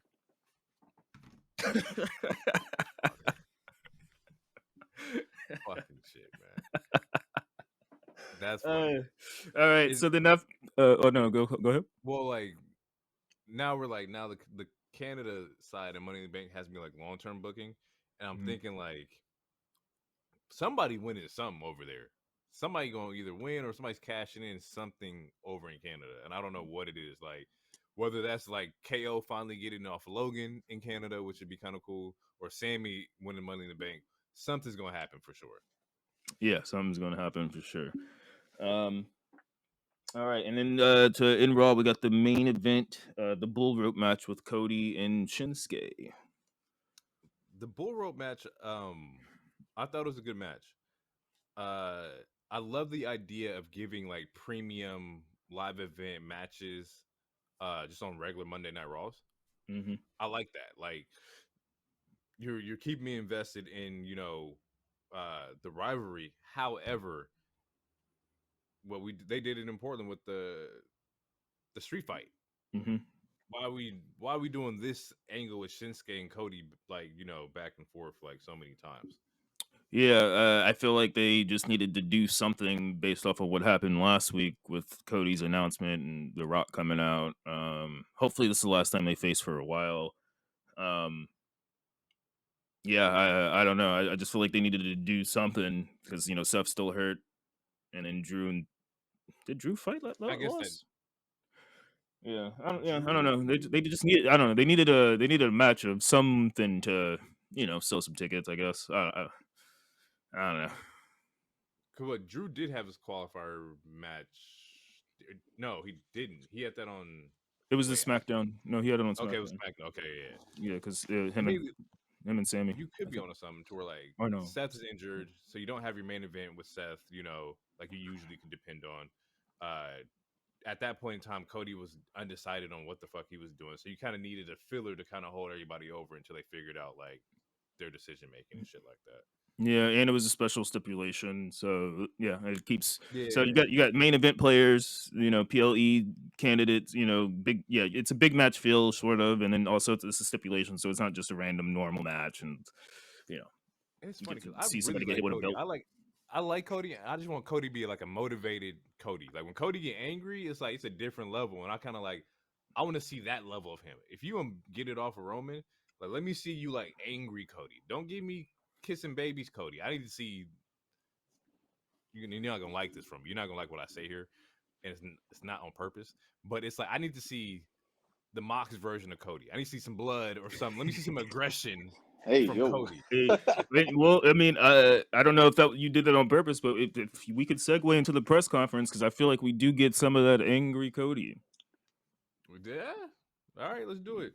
Let's talk about the press conference. Yeah. Do you want to or do you want to do a music break, or you want to get No. Let's get through this. We'll do a All music right, break cool. after. All right. Sure. So, I mean, yeah. So the press conference, I don't want to say it was a one conference show, but by the end of it, it definitely came like a one man show, or not one man, but One segment show. one segment show almost. I will like to say because Bailey wasn't there. Seth was there, Rock was there, Cody was there. We got Rhea versus Becky on a face off, and then Becky said some fire shit saying, mommy's gonna learn how to be a bottom. I got the timeline nice and horny. I hate it, bro. I hate it. I ain't gonna lie, I was pulling my collar a little bit, trying to let I some thought, of the heat out. this nigga's tripping, man. This nigga's bugging, man. What the fuck? I was like, this is the man they was talking about. No, I'm just Oh, that's fucking funny. Let's talk about just the build up to Seth coming out, introing or asking for Cody to come out, right? Mm-hmm. I have one question before we dive into it. What is Seth's purpose here? Like, that man had, hey, first off, green suit, fire. That shit was fucking clean. But what are we doing here? I think it was to build more to like what Cody's going to choose, because it seemed like it was going to be Rock and Roman. That part seemed like it was 100% innocent at that point in time, and I guess Seth was there because he's the other main champion, and I honestly have no idea, because there's a lot of time like during the PowerPoint, it's like, why is he just standing there? I don't know what's going on. This shit is dog shit. Only because it's like, you would never have gotten Triple H intro and Batista after he had, what do you want Batista decision? Come on out here, Batista, and like have him like, nah, bro, like once again, come out and let's like figure this shit out day one. You either gonna come after me or you not. Like, I hate this because all I saw is just that like we don't have a spot for Cody right now, or not Cody, but Seth. We don't know what we're doing with him. We're gonna have him intro this whole storyline, because the fans already said we want Cody, so you already know publicly that they don't even want to see him get in the match or get in the ring with Seth. It's just like, I hate like what it's doing to like the visual like momentum for like Seth. Like, or am I tripping? Honestly, go ahead. No, please go. Actually, I don't think it hurts Seth as much as people think. I think Seth is still gonna get, aside from that one SmackDown moment, Seth is still gonna get pops wherever he goes. For sure. We all gonna harmonize and sing a song. Absolutely. It don't matter what time of day it is, where you're at. I think they had to find a way, if they're pivoting from all the shit that they needed to pivot from, they had to find a way to give Cody some quote unquote backup in this situation, especially after they had to make like a quick hot adjustment from all the backlash that they were receiving. And you can just tell by the positioning of each individual on the stage once everyone was out. Like, it was clear that there was sides taken. It was clear that it was established, like it was heroes versus the villains kind of in that space. So I don't think it hurts Seth as much as a lot of people think, because you still have Drew gunning for him. So that's just my thought. There's on still it. a story attached to him, so you're okay. Yeah. Okay. Yeah. Go so ahead. Rock comes out, says a bunch of jargon, and then proceeds to Okay, wait, real quick. Do we want to talk about the Pat McAfee stuff, or do you just want to skip over it? Because it seemed like he was turning heel, quote unquote, on the Pat McAfee show, and that's where he The came Cody up with the Crybabies. Cody Oh yes, Crybaby yeah, stuff, yeah, yeah. Ah, yeah. which all panned out because there's a lot of people online that didn't like the reception of last Friday, or the Friday when The Rock came out and took Cody's place supposedly.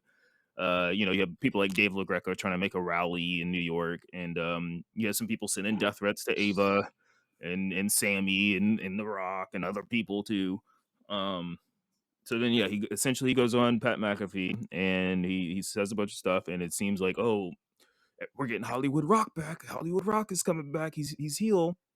So then, fast forward to the press conference, and our heel puts out a PowerPoint with a big ass tree on it. Yo, that shit is Um, crazy. with a big ass tree on it, and it's like there's only one real true royal family in wrestling, You're and not you wrong. get. He not I mean, wrong. yeah, no, not technically, because if you look at the tree, there's like 80,000 fucking names on there. And them Um, boys wrestle. Hey, it's like, sh- shout out to Rikishi. He got like a quarter of all the names. I did. man, Nah, I'm not gonna do that. I'm not gonna do that. I'm not gonna do that. We're not gonna do I mean, if you that. if you guys remember that one Rakishi song he had, oh man, fuck, what is it? I don't want to, I don't want to tangent. Okay, anyway, yeah. So he yeah. So we get the PowerPoint out, and so you see Rock and Roman, like they do like the like the handshake into the side hug or whatever. So it seems like, oh, are these niggas on good terms now? Because last time I checked, they had a face off. They're gonna fight. Um, Cody comes out and he says, "This is absolute bullshit." It's also And true. We did get angry Cody. He was cussing. I did not. They bleeped it out, but I'm good at like reading mouths, and I was like, oh, this motherfucker actually cussing out here.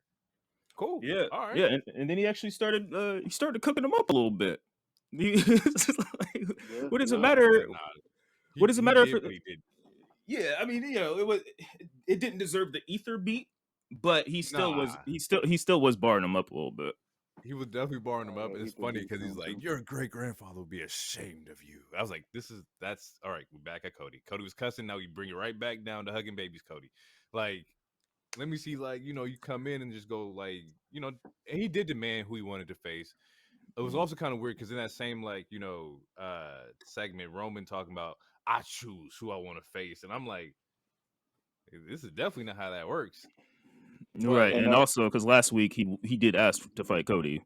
it, Essentially, and he's it, like, yeah, but Cody did was like, who? It doesn't matter who sits at the head of the table if none of y'all cooking for 2 years. That's a bar to beat. that is a bar. You're right. That is a bar.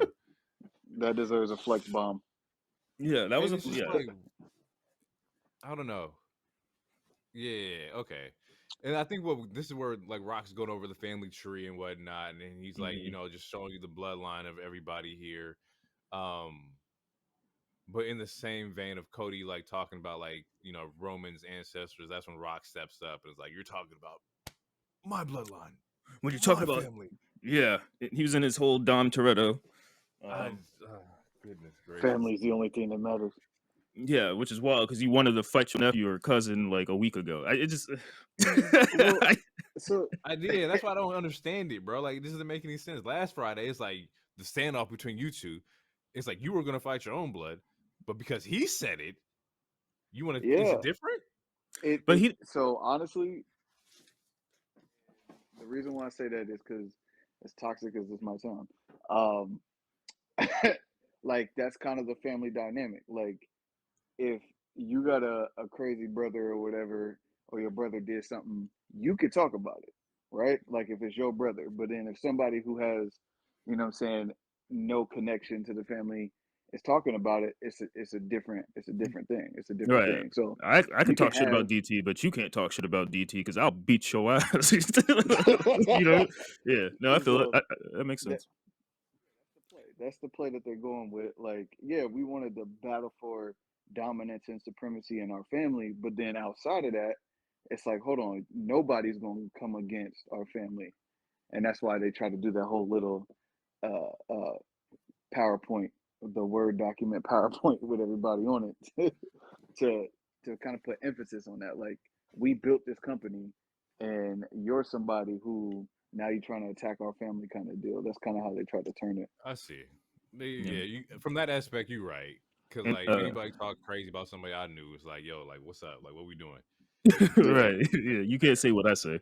But also they did they were pointing, or they were super emphasizing that he's a board member and he's abusing his power. It's kind of giving Hmm. authority vibes as well, which is like so then when Cody says what he said about, your guys' grandfathers would be disappointed, The Rock slaps him, and then Seth goes off too. And he's like, "This is bullshit. Just because you're on the board doesn't mean you can run these things or do all this stuff." And then, And yeah, the Rock responds, "Yes, yes, it does." Like there like, and that's the thing is like people weren't listening to a lot of the dialogues. Like Seth was like, he think he could do whatever the fuck he wants, like da da da, and The Rock was like, "Yes, I can." That's exactly what it means. So like it, everything is woven in. It's happening. It's they're fixing it. It's getting fixed. It's going in the Oh, right we direction. just getting corporate rock. I see. Yeah, yeah. It's They're a playing that corporate angle. rock. Yeah, yeah. See, yeah, everyone want Hollywood rock, but we about to get corporate rock. That's a rock we Corporate never rock. seen before, and and hopefully we don't see then it ever again because you have Moana to film and you have to record Moana too. That's Well, why? crazy. Nah, that's why are funny. you here? That's funny. I'm being a To hater, hate but with this man's accolades or like success. Don't you got a movie to go see? You know Moana was great. I need you to go film that. Like yeah, that's funny. I like bro, that. you have to do live action soon, and they just announced number 2 the day of the They press did. conference. They definitely did. If you don't get in the Hey, recording listen. booth, hey man, listen, you don't gotta stand to record. He gonna be all right. yeah, that's true. That's the thing for voice acting from anywhere. That's Yeah. true. I mean, we're doing a pod the way we're doing a pod, so It's that's true. absolutely true. That's absolutely true. And then to finish the press conference up, Rock and Roman, they walk up together with Heyman, and it seems like Roman is filling in the young brother role. It seems like Yeah. now he's kind of following the Rock, which that can plant some seeds. Which I think eventually we will see them fight each other, but it seems like they're aligned right now, and Rock and Triple H, they don't have a stare off, but Rock says some words, and Triple's like, "You can't. That was out of line." He's like, "I'll smack the teeth out of his mouth if anyone talks about my family." And then Mhm. yeah, that was pretty much the end of the press conference. But how do you guys feel about seeing that send off, or not send off, but that walk of Roman and Rock and Paul seeming like, I mean, It they, made me yeah, it made me accept that you might be right to where Roman doesn't necessarily have to have the belts for this rivalry to work. Cause like I'm watching Rock how Rock move, and I'm watching Roman. I'm like, whoa, damn, this doesn't have to be a title match, and this shit was still like pop off. Like this shit was still, be buzzing. However, I'm not a fan of him losing it right now, and I'll go on the record of saying that. Like I'm okay with like Roman continuing, like I said, until like SummerSlam. I just want to see him get the streak. That's I just need me. just for the sake of me, I need you to just go ahead and repeat that just one more time. Wait, what you mean? What you trying to set me up for? What's this? No, no, no. I Yeah, personally yep. don't think Roman should lose it at Mania. I agree with you. I also will say I think, um, and we kind of talked about this. Me and Hero kind of talked about this the other night. But there were rumors that there might be a MSG location for a PLE Mm-hmm. uh, coming up, and if that is the case, Cody has to lose at WrestleMania to Roman, and the reason being is because MSG is where Dusty had the belt for the time that he did have it, before they took it away from him or whatever happened with that. So for Cody to be able to go to MSG, and actually secure the belt and win the belt there, I think that completes and finishes the story. And it doesn't have to be, for me, it doesn't have to be after the Hogan record. It could be a day before, it could be 2 days before. If that's what's going to happen, if they do a PLE at MSG and it's 2 days before he breaks the record, Cody needs to win the belt if we're truly talking about finishing the story. I see. So Um, you're more so like the historical context for Cody and Dusty it would make more sense for him to do it at the MSG like PLE. Yeah, for Okay, sure, 100%. I'm cool with that. But that's Uh, if they're gonna have it there. yeah, that like if that is the story, if that was like if that pitch happens, I will be fine with it. If that doesn't happen, will completely disagree with you guys, and I need Roman to drop that shit at He's Mania. gonna drop it. It would just. Oh, you said Mania. Yeah, Well, because if they don't do the Madison Square Garden thing, then Cody, you can't make like You waste momentum. you waste I know what momentum. you mean. You look him look weak again. It's possibly like character damaging, and Yeah, I also see. I know what you mean. you took him from AEW 2 years ago. This mhm. like you guys been building like this has been on the crock pot. If we're talking about things that have been on a crock pot, it's been this as well. And then just to prolong it for another 80 days, just to say F Hogan, I mean, like, who's to say? Like, maybe Triple H is a Hogan fan. Who's to say he wants that record broken? You know, or I don't know. I'm gonna let it play out because just the fantasy booking kind of stresses me out because I really want this title reign to end, and it's not because I'm bored of it per se, but also I just I want something different. But Yeah, I It, can. but But I'm willing to let it play out. I Absolutely. think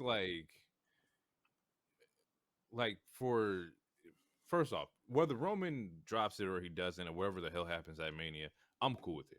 I'm gonna be a fan of it regardless. Um, and even if he does drop it at Mania, you still win 1,000+ with it. So like that's still hmm a fucking feat that nobody's fucking gonna do. Like we're not gonna Greatest see that champion in the ever modern again. era. Like hmm Greatest champion in the modern so, regardless of whatever happens, you're already solidified as a legend. First off, um, I do agree with you that like it will waste momentum because you have somebody who won back to back rumbles and did not succeed. Like that's what are we doing here? I have I have pushback, and the reason I have pushback is if if you go back to like the beginning of, we'll just call it the the debacle for when they tried to insert Rock, or Rock inserted itself, and there was that backlash from the wrestling community. There was so much backlash that they had to respond to it. So is it actually WWE's fault, or is it the hunger of the fans wanting to see him supposedly finish the story at WrestleMania that pushed Cody back into a position where he could potentially lose again to Roman?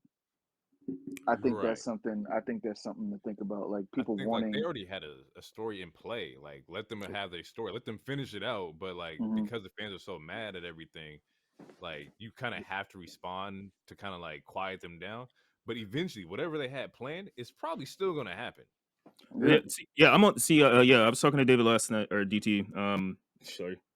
I'm not fully convinced. Like, there's a part of me that's not convinced. Like, I don't know. I don't know if this was a work or not. Like last week, I said it was a work. Honestly, I think they kind of just fumbled. I think this was probably the plan the entire time. Because again, The Rock was like a long gamer. He said that before the press conference started. He said it the week before when he was on ESPN. He likes the long game. I feel like this was the plan the whole time, and they just did not execute it right on that SmackDown a couple weeks ago. But to piggyback off of what you were just saying is, granted, the fans' reaction shouldn't have been the way that it was, but it does give nod to WWE for getting everyone worked up. But the reason why so many people are worked up is because again, this has been over 2 years ever since they re-signed Cody. Like this, so fans of Cody are just fans hmm of the story, or just fans of the story in general. Have been waiting for 2 years for it, and to keep delaying it, if it's like when you're playing Spider-Man and before you beat the final Venom fight, they're like, wait, hold on, we got this DLC you absolutely have to play before you even do this Venom fight. You can't even play the Venom fight until you download this DLC. That would make me mad. I mean, but I think we should let it play out. And I mean, none of us are wrong in our crafting.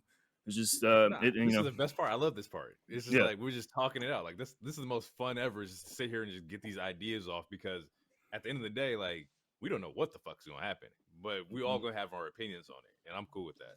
Yeah. I think.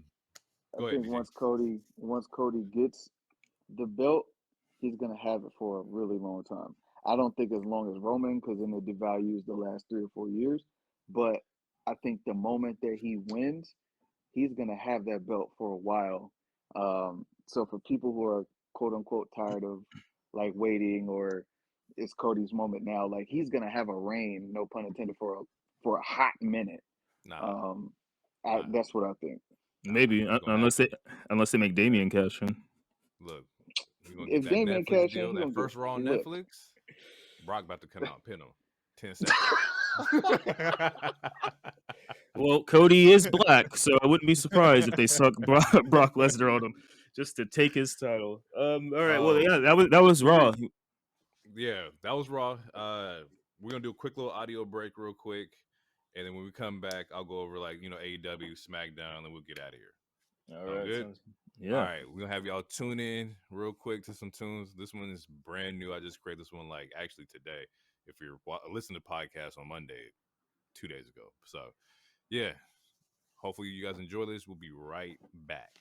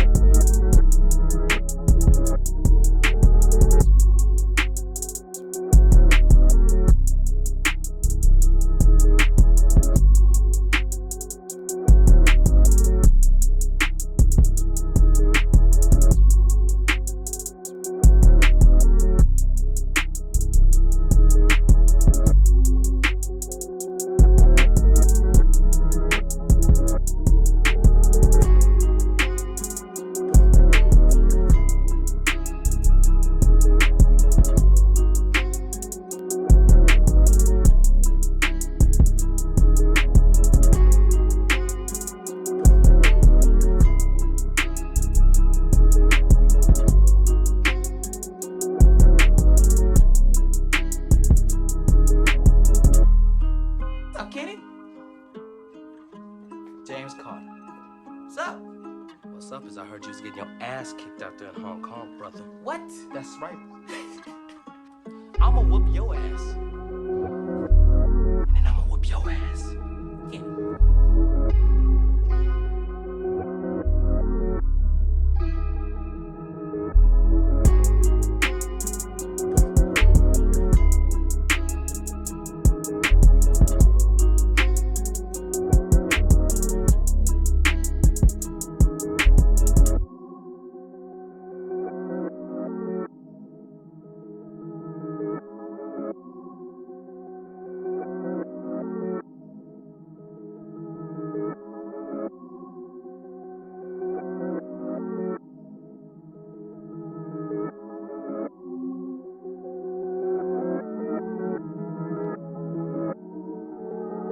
Welcome back. Hopefully y'all enjoyed the tunes. We might get a little bit more creative. I gotta go pick up some records to start more like vinyl sampling and whatnot. Hopefully, you might hear some different vibes next week. We'll see. It just depends on how I feel. I can't predict anything. Inspiration comes how inspiration comes. Card is always subject to change. No, 1,000%. 1,000%. There is no fantasy book in these beats. It's whatever happens. happens. Word. Go ahead. It's my bad. All right. No, so I was gonna ask, do you just want to get right into it with SmackDown, or do you want to do Let me AEW? go. Let's go Dynamite, and then we go SmackDown. All right. Sounds good. This is Dynamite is where my match of the week is at. Okay. This was a good show. Like the card was great. The matches themselves, like there's a couple matches that I wasn't really like. I didn't think I was gonna be interested in. I thought I had it figured out. I thought I predicted like outcomes and stuff, and that wasn't the case. First match is Hangman Swerve. It's a 30-minute draw, Right. which leads into them doing the triple threat at Revolution. One thing AEW knows how to do is a goddamn draw. They will they they know how to do one of them, and they do them Yeah. well. Because it's just wrestling throughout the entire match. Like Mm. it's a whole bunch of spots. It distracts you that like they even have time limits. At first, when I seen, I thought this was some bullshit. Like the first draw they gave me, I was like, bro, who the fuck has a draw? But then I started watching, and then like they did the Kenny Daniel one, and that's the one that hooked me. Like the Kenny Omega versus Daniel Brown Brian or Brian Danielson. Danielson was a fucking flame. That was a match for sure. Yeah. Thought I had I the whole know. card on my phone. You know what's funny is that like a lot of the feedback I got from episode 2 was, "Hey, why your man hate Swerve?" Hey man, it's Black History Month. I'm a keep it. I'm gonna keep it chill. Yeah, so many, bro. So many messages like, "Hey, what he got against Swerve, man? Like, what the fuck?" And I was like, "Hey, I don't know, man." It was funny to me. It was nobody's ever mad. It was all comedy. It was hella fucking funny though. Well, he can't dress and he don't like black people, so I don't. He doubles down, people. He doubles down. I'm gonna save that I for after respect February. it. I respect it. But yeah, we talked about it last week, and yeah, so yeah, it seems like they're doing the triple threat route, and Mhm. is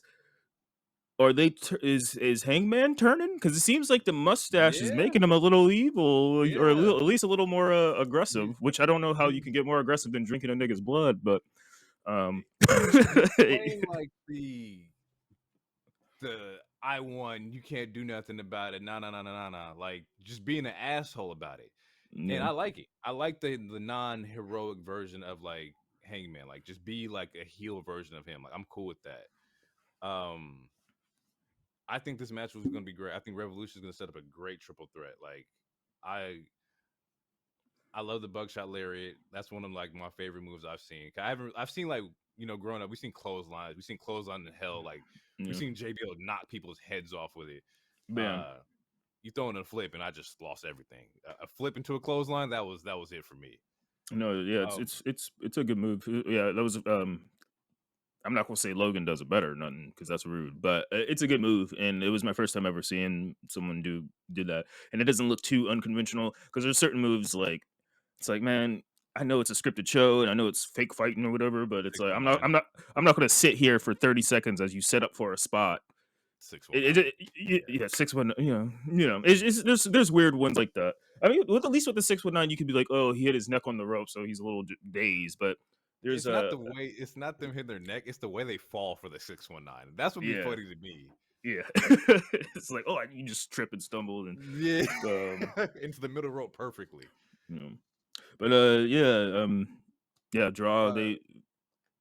Uh Okay, so okay, no, never mind. I was going to ask, but I feel like we went into that last week with the fantasy booking. But it is for confirmed that we're getting this triple threat. So Yeah, the triple threats definitely happened. Joe cuts a promo. He cuts amazing promo. I think Joe might be top fives like on the mic. Like Samoa Joe, he knows how to.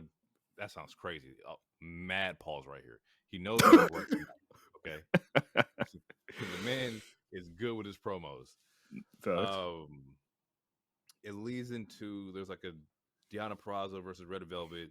I'm glad I'm seeing more Deanna Purrazzo. Like I didn't watch TNA, so I'm not really familiar with like the technical style that she has, but I like it. I think that the setup for her and Tony Storm is also gonna be a good match. Because they're playing that friends angle. And you always know Yeah, like the matches where like you're my best friend, like, you get some of the best like shit. Uh Still ain't seen nothing peak like, Shawn Michaels, Ric Flair, the whole "I love you" thing, right? We ain't seen right. nothing like that. But like I will be definitely tuning in to kind of like watch how like they break down this women's match, and also where does Mercedes fit into this, because she's jumping straight into it. Like they're not about to simmer this. Like she's gonna get, it's probably gonna be Mercedes Diana. Like that's probably what we're gonna Double or Nothing in Vegas, maybe. Like I don't know when Double or Nothing is, but I could see that happening for sure. Yeah, I mean, yeah, assuming they don't send her to the Shadow Realm, aka ROH, then yeah, Deanna, because Absolutely not. Deanna's really good. She's one of those people that, yeah, she was in NXT, And she went to TNA, and then she completely reinvented herself, and she was holding TNA down for the longest time. So yeah, I mean, Yeah. yeah, It, they're on the track to building this division. So I was giving the women's division, flack last week, and I'm not the only person because I love women's wrestling. And that's not just no, like I love wrestling, and I want everyone to get their shit in. Tags, women division, all the divisions. And I I just feel like they think don't care about it as much, but I think they're on the right track, especially with the I'm gonna go on Mercedes signing. record. I'm gonna go on record real quick, and I could be far fetched and I could be shooting, but I feel that like AEW is setting themselves up to where they're trying to get as many good women as possible, and they're gonna do a women's pay per view similar to like the evolution that we saw in WWE. But I think they're gonna make it like annual. I think they're gonna try to do it, and I think they have the roster to do it and the connections to do it as well. Like we talked about it earlier with like the Stardom losing like their guy, and now that kind of Mhm. opens up like he has a working relationship with Stardom now because the main guy is not there anymore. So we're gonna start seeing a lot more of like that. He's already in partner. They're already in partnership with CMLL, and we haven't seen any of the women wrestlers over in CMLL. So we're gonna see like a semi boom. At least I would predict that you're gonna see a semi boom of like all these women talent like having their matches in AEW. Yeah, yeah, I'm here for it. Uh, I'm here for it. I'm trying to from find there the we got match a card right now. you definitely send it to me. I think it's in the it should be in our chat. It was, yeah, I Um did, and I couldn't find it, but now I'm on AEW's website, so I can. there was a trios match with the Blackpool Combat Club um against some of the luchadors for CMLL. Hmm. This match is dope. I always I bet. recommend if there's one match you can watch, this match is the one that I would definitely recommend. Um it's their first time as a trios, which I didn't even know. Like I definitely thought they would have used this a long time ago to bring in some kind of money or some kind of draw. But it's the first time where it's Mox, it's Daniel, it's Claudio, and like I really like it for the way Claudio looks. Like we saw Cesaro. Cesaro was dope. The Hmm. bar was solid. Um, but I think just the individualness of like making him look like not only is he the strongest wrestler we've seen, but he's actually showing it. Like Cesaro's always been fucking strong. Like, Yeah, and now he's able to like be this like Superman kind of like esque like wrestler, and to see that translate through like AEW or just in this match in particular, I thought that was kind of dope. Like he's out here like choke slamming and like bombing people and shit. Like it's fucking crazy. Like, I never got to see him really unleash his strength besides him spinning people around, which he still does today. And I love the spin gimmick. It's cool. yeah. No, I'm Um, here for it. but now like he's actually able to like power slam and shit like that, which is kind of fucking cool. Uh, there was also a talent in here by the name of Dorada, and there's a moment where he has one of the sickest hurricanranas I've ever fucking seen. Like the luchador aspect, like these dudes are legit.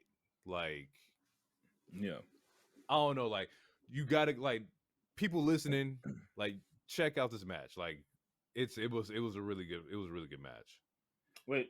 I'm sorry. I must admit. Wait, was this the match of the night for you, or the week, or was it the Hangman Swerve one, or did you not get to it Nah, yet? no. I didn't get Okay, to it yet, but my it bad. is the Blackpool Combat Club match. Okay, it is this match. There is Okay, there's a secret though, right? This okay. was the match of the week, but there's actually two. There's Okay. actually two, All and right. when we get out of SmackDown, I'll let you know what the second one is because that shit was fucking crazy too. All right. Sounds good. Um, So I then it didn't like seems the like. finish of the. Go ahead, my bad. Oh no, Matt. No, finish the match. I was gonna go into the next part. No, finish it. Uh, I didn't like the finish of the Blackpool Combat Club trios, but the overall match was fire, and I can look past a finish I don't like if the Hmm. overall match was good. But yeah, go ahead. Yeah. No. No. I totally agree. Sometimes a bad finish can make like the match have some stank on it, but the match was good, and yeah, and honestly, they're probably gonna run it back. It seems like. Um, Yeah, and yeah, it's weird that you don't see this. I mean, granted, Blackpool Comic Club is like 4 members, and obviously these are the three best members. No disrespect to Yuta, but yeah, it's odd that you don't see this. Yeah, them working this style often, and like honestly, I'm surprised they haven't even held the trios titles yet. I wouldn't be That's what surprised that if was crazy to me. yeah, I I was wouldn't be like, surprised if they dang. do that before Daniel retires. Yeah, they're gonna get it at some point. Because there's too many like fantasy bookings with that. You know, BCC, House of Black, BCC, uh, Bullet Club Gold, fucking the Acclaim with Billy Gunn. Like, there's a lot of matches that they could definitely do for like titles and whatnot. Bang Uh, bang scissor gang, Bang Bang Scissor Gang. I'm gonna get that scissor shirt. me daddy. But every time I think about getting shirts like that, I think about the public perception. Like, what's this gonna look like if I walk in Safeway with this shirt on? Like, Yeah, so when AEW came here last year, I got me a Scissor Me Daddy shirt, and I wore it I wore that for my 32nd birthday, and I was at Dave and Buster's, and I got stares, but I was like, it's my birthday, I don't care. The Acclaimed are my favorite at the moment, like they were my favorite thing in AEW at the time, and I was like, yes, Scissor Me uh, Daddy, and I'm like, I was. just throwing them up on the I table. was Like, throwing it. Yeah, I was scissor me, that's dad. funny, man. And I love that shirt. I don't wear it often, but hey, I Because mean, it looks crazy, but it's like you have to know. And the ones who know, it yeah, like, let's say you do go out and somebody recognizes the shirt, it makes it worth it. That's the yeah, part that's like, oh yeah, he knows. Cool. yeah. Um, So the after next that, one, go ahead. oh, I was It's gonna say, Chuck Taylor gets attacked in the background by the Undisputed Kingdom, yeah. and If I I'm don't know being where they're completely going honest, with that. I'm the Undisputed Kingdom. Adam Cole, it's wearing on me. I didn't realize that like MJF was the key factor in this and making this all work. Um, but he was. Yeah, And I need something to happen. And maybe it would be a lot different if Cole was able to wrestle. Because right now it's just like it it's w- it would be a lot better if Cole was able to wrestle. And then absolutely I don't know how serious the injury was to Wardlow, but like he was the other worker because honestly, like no disrespect to the other two members, they're not like yeah. they're Go not yeah, they're not on a Kyle O'Reilly or a Roddy, like I Roderick. mean yeah, Roderick, like I'm sorry, like Maria Kanellis and her husband, like I like them personally, but in ring wise, bro, no, I'm sorry, you're not like it's not going to you're not going to get the faction over if you're sending out the scrubs to do the work, and it's because Cole is hurt, and then it seems Wardlow might be hurt. Yeah, it's just yeah, I don't know. It is it is a very interesting move to make, Cole the ringleader of the group and he can't wrestle because you're heavily like dependent on the rest of the group to do like the action to get this group to work. Right. And if the rest of And the group isn't interesting, then it's not then it just becomes stale because the rest of the group isn't that interesting. right. Besides Roderick. Yep. Yep. Like Yep. Yep.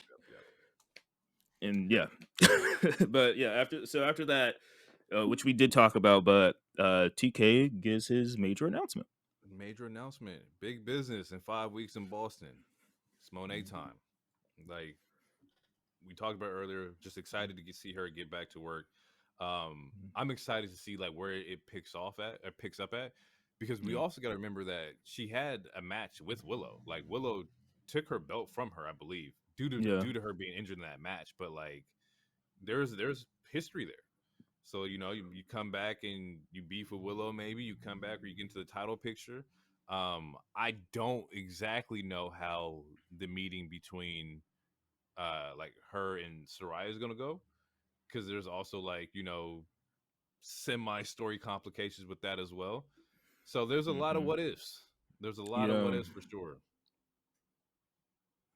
Uh, Yeah, I think it's gonna be hard, and obviously, like I mean, like you essentially you want to put her straight to the main title, and I'm sure that's in her damn contract or something. somewhere, yeah, Um, but Tony Storm is so over right now. I don't over. I don't know. Like I feel like it might be a detriment to either one of them if you instantly book that match and instantly have Tony lose, because there's gonna be the people who have been writing for her this whole time, and it's like AEW, and it's like, oh, you get this other WWE hire, and now you just instantly give them the belt. I can see people being sour about that, depending For on sure. how fickle they are. And and then Tony's over, and then after you do that, what does Tony do? You just put her to the TBS, or maybe you give Mercedes the TBS, because I mean Julia Hart's cool, but she ain't drawing like a Tony or a Mercedes would per se. And And I just think that's just based on like stop putting her over here on this show and put her on this show over here. Like I think this second week I haven't seen Julia Hart on Dynamite. Like she might be on Collision, which is the Saturday show, and like that's where like their second main show is at. yeah. But like we need to have that like those groups be interchangeable. Maybe throw Tony on Saturdays, which I think this Saturday she actually is wrestling. But like we need to get the TBS champion some more like spotlight for sure. Yeah, and I mean that was the problem with Jade. It's like you're the TBS champion, but Yep. you're never on TBS. Yep. What? Like it's like you're the TNT champion, but you don't wrestle on TNT. That makes no sense. It's just it's just small things like that.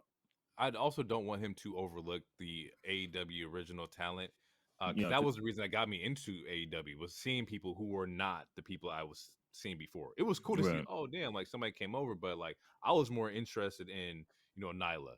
I'm more interested in the Jade, Rio, Which I do not remember the last time we've seen Rio. And then we have Sheeta, and then Sheeta is like the dopest thing to me.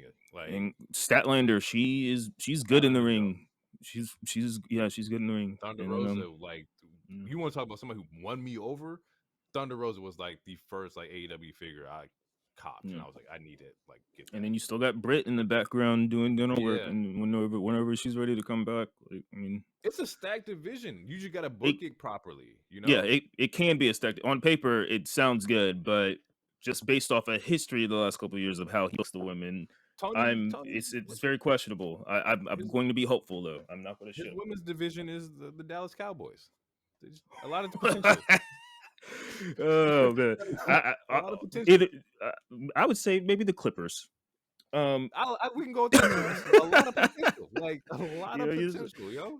y'all gonna do something. Y'all can do something, but you guys never do anything. You never, yeah. Hey, I don't want that to be the case at AEW. I want y'all to like succeed. I want to see the women like do really well. I do like their roster. We absolutely. have And then Konosuke versus Jericho. Yeah, Takashita, who he is a stud, and maybe he needs to be in the TNT picture or something, because he's like a 6'5" Japanese fucking like he's gorgeous, he's cool, and like he has a good moveset. What are we doing here? Why this Jericho Don Callis feud, which Kenny Omega was a part of at some point, this has been going on for like what feels like 4 or 5 months.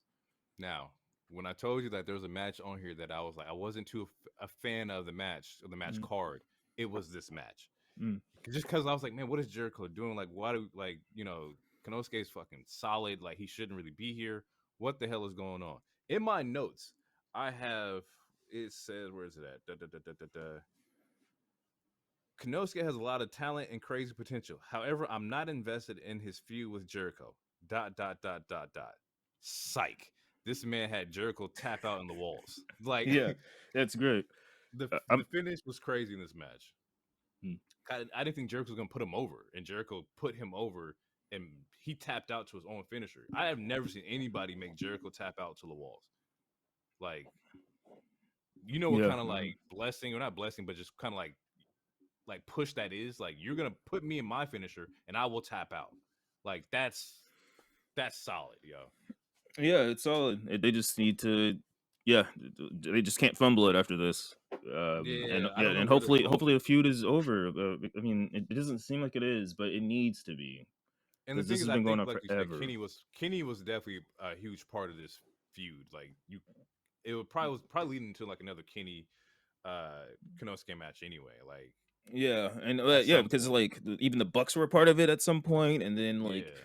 There's been this has been going on for so long. It feels like Sammy's a part of it. He came back, which we just they gotta do something. They gotta do something. They gotta push this man. Otherwise, they're Yeah. gonna fumble. They're gonna fumble the momentum, similar to like the Wardlow momentum when he had it. Granted, MJF was A honestly lot of kind of a momentum. Like there's a yeah, lot of momentum that AEW does fumble. Like yeah. Like they acclaim like that year when I bought the shirt. They were the most over tag team in damn near hottest thing. every company. Damn near like they were Yeah. like I bought a Sesame Daddy shirt. That is so weird for me to do, but I was like, yes, they were over as fuck. And then You couldn't 2 months. deny it. Yeah, and then 2 months after that, they like lost it to FTR, and then they were just in limbo again until like now, finally. But like, they're like, yeah, they just like squandered all that. Like, They squander just, a lot of hype for sure. Like one of my favorite wrestlers is Malachi Black. And yeah, I need to see more Malachi Black singles runs. man, He should have been a champion a long time ago. He should have been a champion. He was ever kicking Cody in the head. There's been so much that I've seen from him. I want him to have it. Like yeah, what's the hold up on that? man, That's a whole nother story.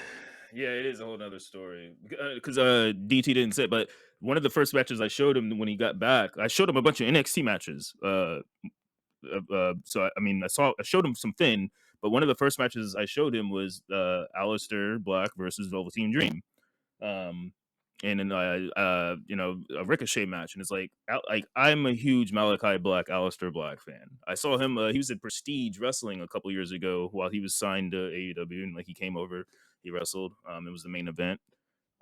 He's phenomenal talent, and he has a cool ass look, and he can talk. Yes. And it's like, Cool. what are we doing here? What are we doing here? Who Do doesn't want to something. see somebody kick the fuck out of somebody? Do like 6'5" or something like that. He looks like he's 6'5". He could be smaller, but like just out there just stretching people out. Pause. That sounds crazy. The Black Bass or Fade to Black, man. It was dope. It still is dope. Yeah, and like his brought over into AEW. He came with the same eye being fucked up. Because we're not mistaken. In WWE, he had the eye patch on. Came back to AEW or came to AEW, and his eye was still fucked up. You know how hard that is. You know who gave him that eye injury, right? Who gave him the eye injury? He's a visionary. He's a revolutionary. Oh yeah, and I just had to throw that out there because I'm a self-stan. But yeah, man, I love Malachi. Love Malachi. And Buddy, is it Buddy now? Yeah, or Buddy Matthews. Yeah. Yeah. Okay. Good. Yeah, Buddy Matthews is dope too. They have a lot of I like Buddy Brody Matthews being cool. used. Brody's dope. Whole team is fucking dope.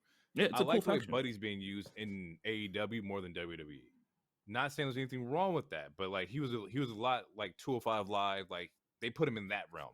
Seeing him get like the push to where he can wrestle anybody. Same thing with Pac. Like that dude's fucking dope. And I would have never known. Side tangent though. We're getting off track here. Yeah. Last match of the night is Big Bill, Ricky Starks versus Sting and Darby. This was third on my list. There was two other matches higher than this that would have been match of the week, but this was definitely number 3. This was a hell of a good match because Sting was working his ass off. This man's 65. That's what it is? Like he's 60 plus, like working, bro. I made him my notes. I was like, yo, Sting working more than Roman. And he's 60-something years old. Yeah, jumping off of shit. Like landing in tables every week. Damn near. It's just dope to see that like he still loves the game. Like you still love to wrestle. You still love to be a part of it and whatnot. Big Bill is probably co-MVP. Had a lot of spots that he was really responsible for that I wasn't really like paying attention to like that, but he was carrying some of these Sting spots and he did a phenomenal job. Ricky had a great moment where he kind of like hesitated to take out Sting. It just showed a lot of like emotional like character growth inside the ring. It's funny because I think we had the group chat the Swerve message where he's saying like the storytelling is just different.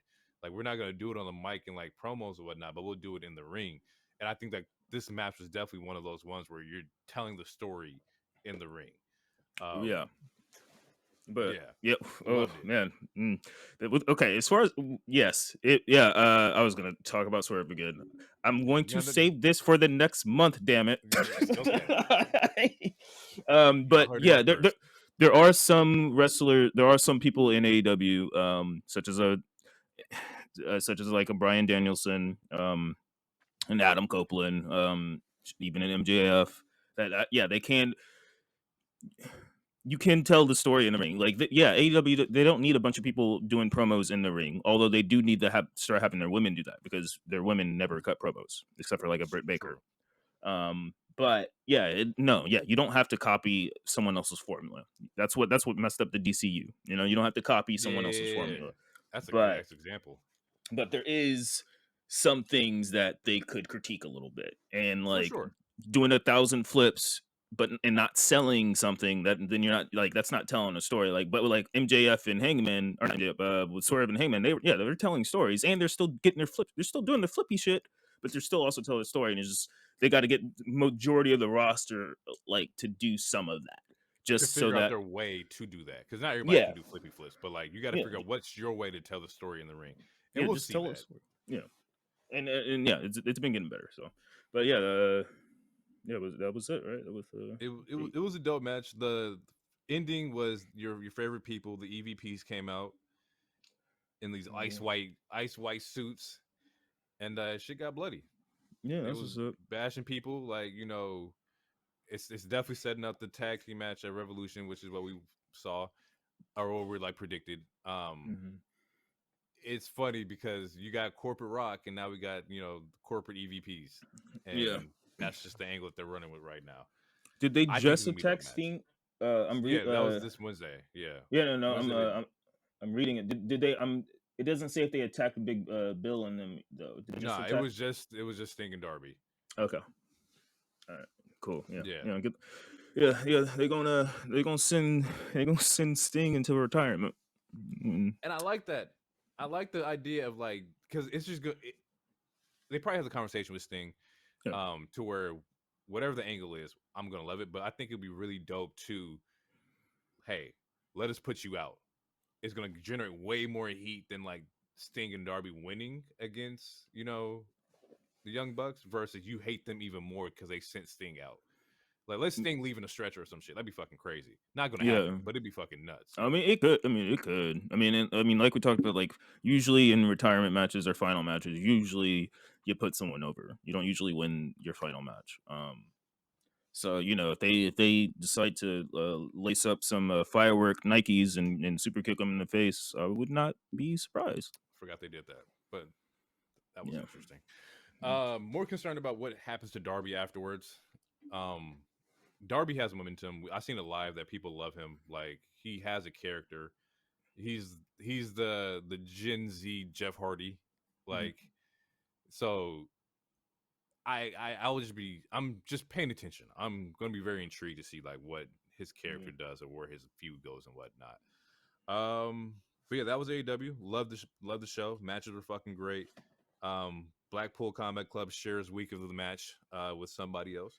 But we'll get into SmackDown right now. Go ahead, take it away from here. What you got? All right. Yeah. So Triple H starts the show off, pretty much saying, you know, he creates the jobs here. He's the final decision of the match. It ain't The Rock. The Rock, he may be on the board, but he ain't the one that's, you know, really pulling the strings like that. So they essentially what he says is the Roman Cody 2 is happening. Ain't no ifs, ands, or buts about it. And it looks like we're gonna get Rock and Roman next week, so that should be exciting. But yeah, Triple H put his foot down. He's like, "This is happening. It is what it is. Cry about it later. If you can buy a Live shirt that says "Cry about it." Essentially, is what he's saying. So, and then after that, they say that, you know, since that's happening, whoever wins the men's chamber in Perth will be the number one contender to fight Seth at WrestleMania. And they listed all the participants for the qualifying match. And you got Randy Orton, Bronson Reed, Kevin Owens, Logan Paul, AJ Styles, Miz, Bobby Lashley, Ivar, Drew, Sammy, Dominic, Tom, and Nick Mysterio, and LA Knight. That's Which just is a always good gonna couple. get me, bro. That's Yeah, just which so is funny. Tom and Nick. yeah. It's a good one. Yeah. I think we talked earlier. The only person that was missing was Gunther, but I'm interested at first because like I think they opened with like I think it was Drew and AJ, and I was like, oh well, AJ and Drew are both gonna be in the elimination chamber, and then like wrong, Yeah. they're gonna fight each other. Yeah. And so I thought I knew where they were going with this. Apparently, I don't. I'm very interested to see like what happens here. Yeah. Drew and AJ started off LA Knights on the commentary, which yeah, you said this last week too. Like, I mean, it looks like they're still feuding, so I wouldn't be surprised if LA loses his match next week or whenever he True. fights. But yeah, Drew beats AJ in a good match, and so Drew's the first to qualify, and we have another qualifying match later that night that ends the show. And then after that match, Sammy comes out, another great promo.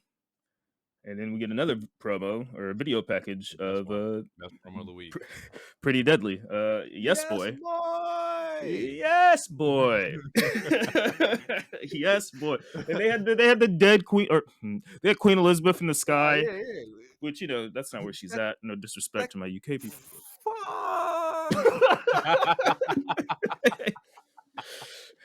Yeah, I went to Jamaica. I saw how they celebrated. Fuck. Oh shit, bro, that's great. Fuck, man.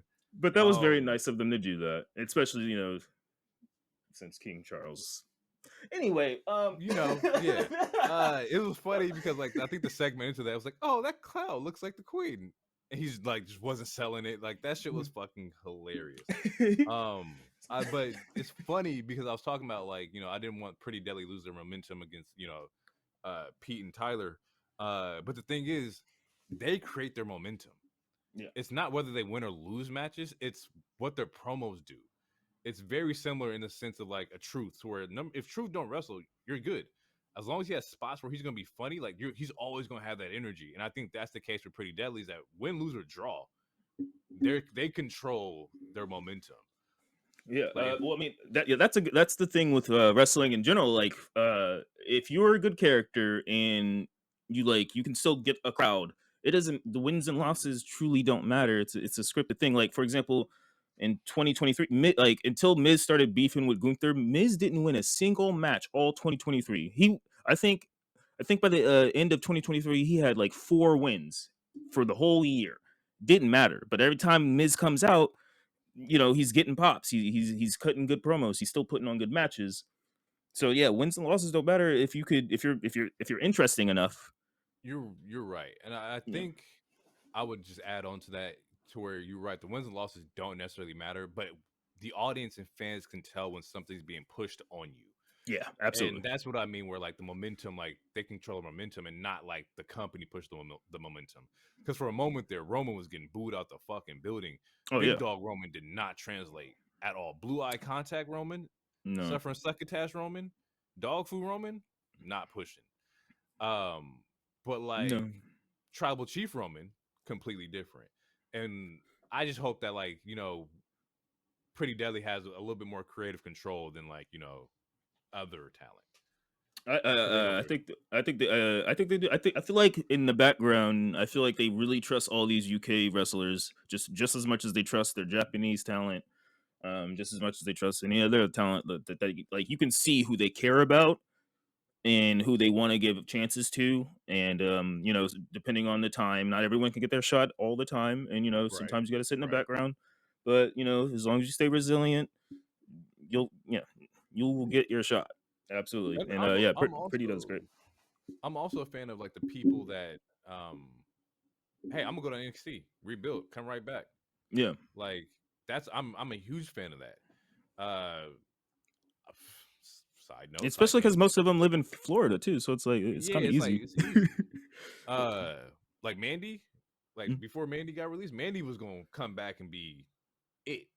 Yeah, Mandy high key was what they're trying to push Tiffany Stratton as. She might have came back more polished. I know she would have came back more polished. I mean, she was killing it as women's champion. Yeah. And yeah, she was killing it. And I mean, it was to the point where, and this might sound blasphemous to some of these wrestling fans, but her V trigger was hitting a little harder than Kenny's was at some point. Like she was killing it. Look, I mean, I didn't say it was better. I'm just saying there was a couple times where it was solid. hitting. I was like, It hey, was that's a V trigger. solid. Yeah, I'm for that too. Like when Becky went down there, had the women's champion, Yeah. she was elevating people. New Day went down. Yeah, New Day went down, Dolph went down, AJ went down for a couple weeks. Honestly, I would say Apollo Crews is the only one that didn't hit, because like because Baron Corbin, like even his stuff with Braun, it's been great. Like I think it was just timing for Apollo, but also like, man, the Nigerian accent was the worst shit that was I've his ever. best character. When they got rid of it, he went back downhill. They try to give him a "That's So Raven" gimmick, bro. Like he could see into the future, and like it was so Yeah, fucking weird. I don't know. Because But Apollo what do you? Crews is a phenomenal talent too. The dude can Yeah, wrestle his ass off. Like he's athletic as fuck, yeah, super fucking talented. But absolutely, I and a nice hated guy. the Nigerian accent because then it brought me back to Kof and the Jamaican accent. Yeah, It's like we don't need to do this to translate to fans. Not every buff bald black man is an African. Like that just seemed crazy to me. It I just mean he seemed does have odd. legit Nigerian descent, but Of no, course he does. you are absolutely correct. I mean, I don't know, man. It's still better than Bobby, man. He's just a buff black guy. I don't. He's just, That is I, Bobby's gimmick, buff and black. he's just buff and Big black black and and wears a Jack. suit. There you go. Yeah, yeah. I mean, I probably should get that shirt before that goes up. Honestly. I mean, I will probably never wear it, but at least have it in the background for the pod. You know? um, So yeah, going we back get to SmackDown, we we got get the Michi and Bianca. Bianca. Yeah, Yeah, you know, another chance that Michin got in the last couple months, and it was a good match. yeah. Bianca, like, yeah, it was a solid match. I love both these gals, and yeah, Bianca goes over, and this is and not to bury it, but this is for a qualifying match to enter the women's chamber. Mhm. So Becky and Bianca right now are the first two, so that's already. Yes, you're already setting up a I, banger, I mean, last year's WrestleMania, we got two of those women in the chamber right now. right? So, I mean, obviously that's yeah. Um, and then Braun shows up again, talking to Triple H, and then like they kind of plant the seeds that maybe he might be a Paul Heyman guy in the future, a little bit because Heyman like He comes in the did, background. he did say You that's a phenomenal talent right there. know? My thing is Yeah. like, where do you see what roster fits Braun? Um, it really depends on which character they want to do with him. Like if they keep with the character that he's doing in NXT, I mean, even though I don't know, it's weird. Okay, so honestly, he could fit on either show.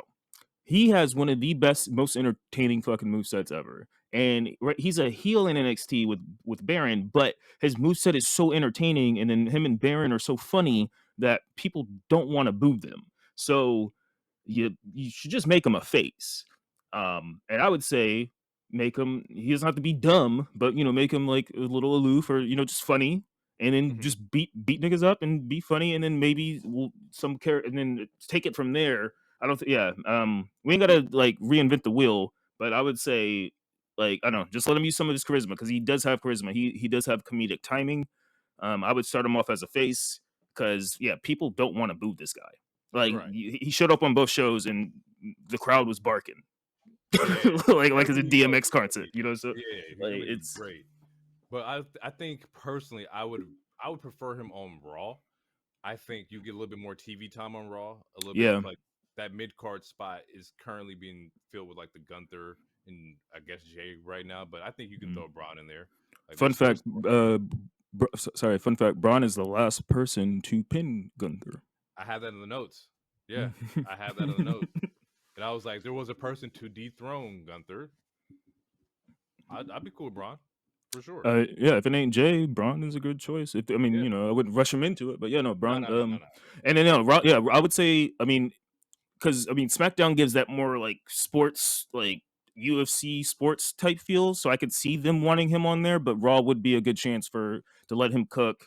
Get some 15, 20-minute matches in with like a Miz or a whoever the hell, Ivar. Right. Ooh, that would be a banger. Him and Bronson. Yeah, yeah. It's, Raw. There's some Yeah, there's some more there's better fantasy options with Raw than there is SmackDown. yeah, and it's a 3-hour show. They got time to fill. So yeah, Yeah. I completely agree with that. I mean, I would love to see Bronson or not Bronson, but Braun and Logan. I think that'd be fucking crazy too. Oh yeah, Whew, that would.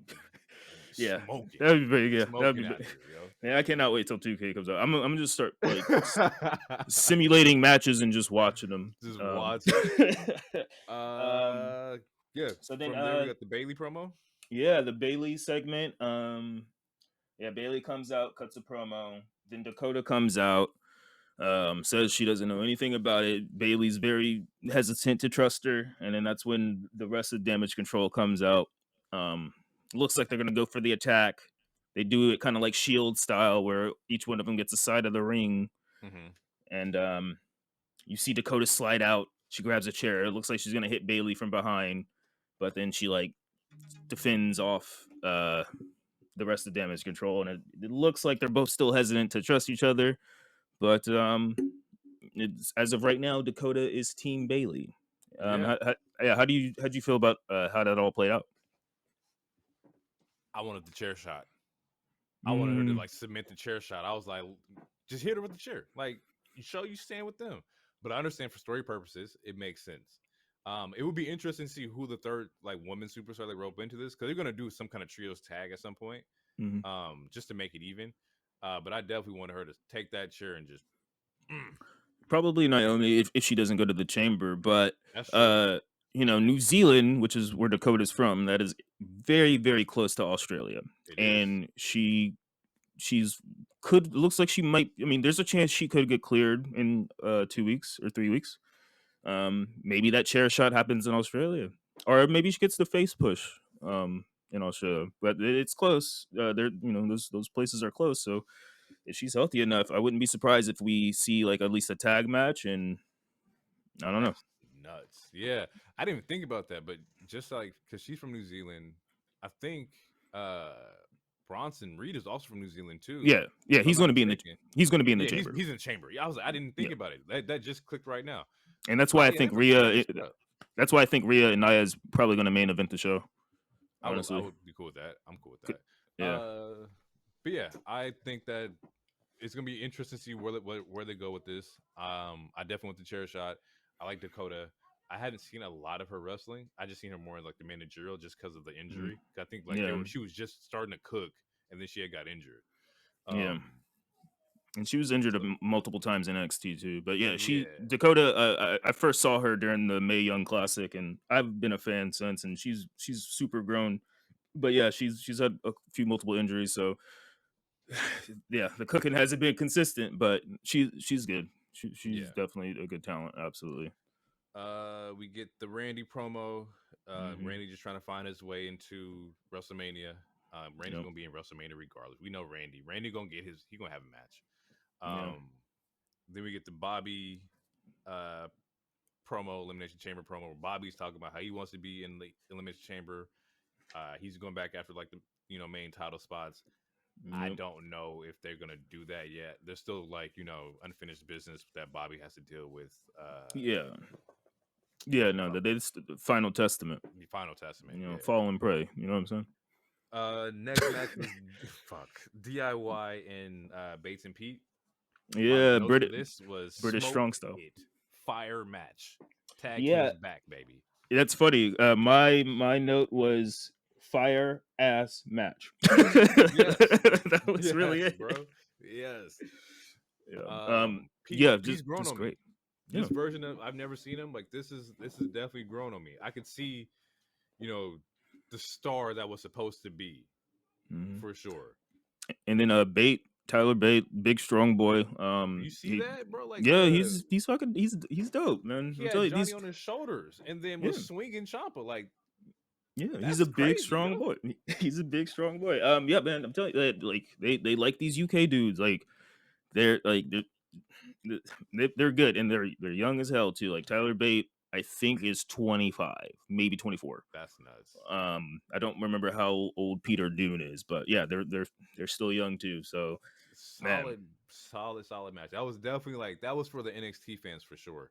That was hmm for the black and gold era fans. Like that was a yeah, great fucking match, yo. absolutely. Yeah, if you watch Black and Gold, or just for any point in time, then you probably seen that matchup or at least that matchup tease. And yeah, it was.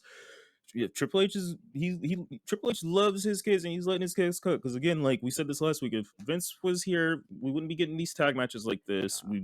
Gargano and Ciampa would not be getting 20 minutes twice in 1 week. it's Yeah. it's not it's just not happening. I need them Um, at least once a month. I need to see DIY once a month. Like they're a oh yeah, great team, yo. Great yeah. fucking team. And yeah, they're yeah. I mean, yeah, we need to get Johnny's wife needs to start doing some more stuff. hopefully with Indy, Hartwell, They're a but team. Yeah. yeah, they're a team. Yeah, see, I mean, yeah, they just got to build this women's tag team division up too. But yeah, man, again, split these belts up. We Yeah. we we Get them split.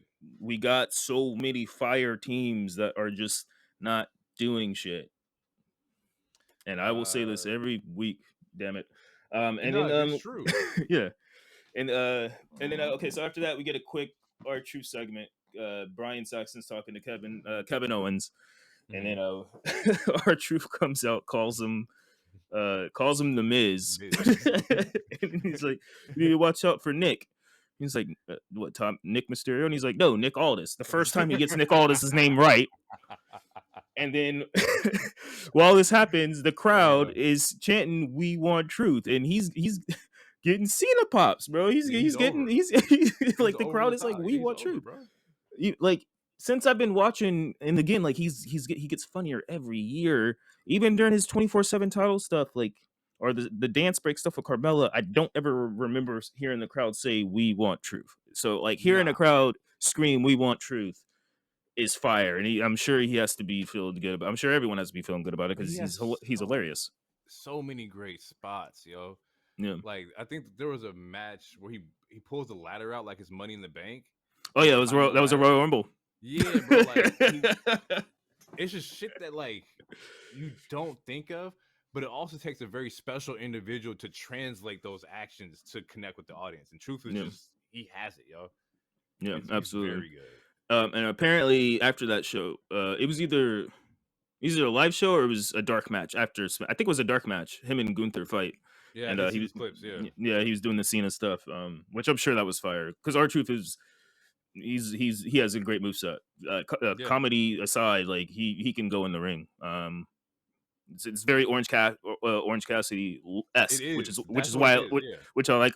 Which that's why I like Orange Cassidy. 'Cause it's like yeah, the gimmick is funny, but he can actually go in the ring when if you book the match that way. Which is But also highly impressive because Truth is also like attitude era wrestler. Like he, Truth, like he's like 47. yeah, like that's impressive as fuck, bro. Yeah, Like no, yeah, first Truth is Black NWA champion. yeah. Yeah, yeah. Truth is yeah. He's been creating a legacy for sure.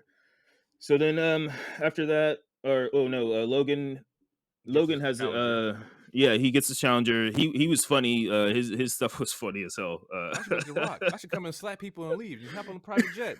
Yeah, bro, he had me in tears, bro. Logan is he's amazing. He's amazing. And then yeah, it's we get a rematch with him and Miz. That should be great. Um The uh Miz. yeah. Yeah. That should be great. And honestly, I wouldn't be surprised if KO F's with that. Because Yeah. honestly, Logan doesn't need to be in a match. Honestly, I feel like they should just run him and KO back.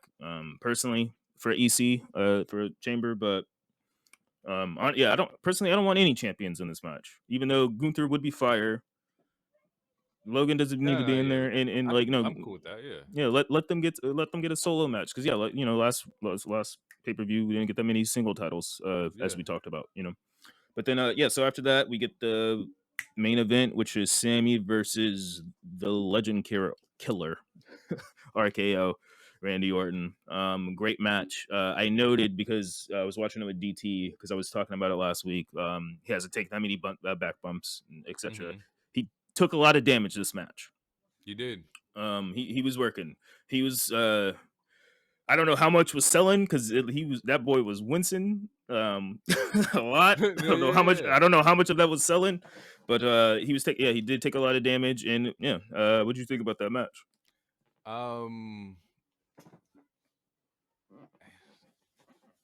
For me, that's just like the connecting part, and this could just been me just watching so much wrestling and like as like, in the lot of time that I do, I was kind of fatigued by this point. Mhm. But I will say that I do like Sammy led this one. He was driving, the momentum for this match. A lot of the spots he was setting up. I think he had like a nice like backdrop to Randy on the table, on the announcer's table on the outside. Yeah, Like it was all really solid. good Blue Thunder bomb spot. I love when he hits the Blue Thunder Yeah. bomb. It's one of my favorite moves. And then Randy, like, it's just Randy. Like, there's nothing Yeah. much you can say about him besides like he just fits wherever he go. Randy like peanut butter, bro. Like he goes on everything. Like he can Yeah. do so much with him. Um, and I'm Yeah. okay with him being in the chamber. It just makes the match. You want to see RKO in the chamber. It's the Mhm. Viper inside. You're locked in with the Viper. It makes Mhm. the most sense. It's just now where do we go with Sammy? They're gonna they're gonna create this underdog story. I mean, there might be a way he could still get in the chamber, It's true. or he might but they're gonna play on the sympathy, and they're gonna make him the ultimate underdog. They're gonna make us by the time he gets a world title shot, our mouths will be foaming for hopefully him winning that match. They're Yeah. gonna build Sammy into similar to like the way that we kind of feel about Cody, except for Cody's a little different because he has that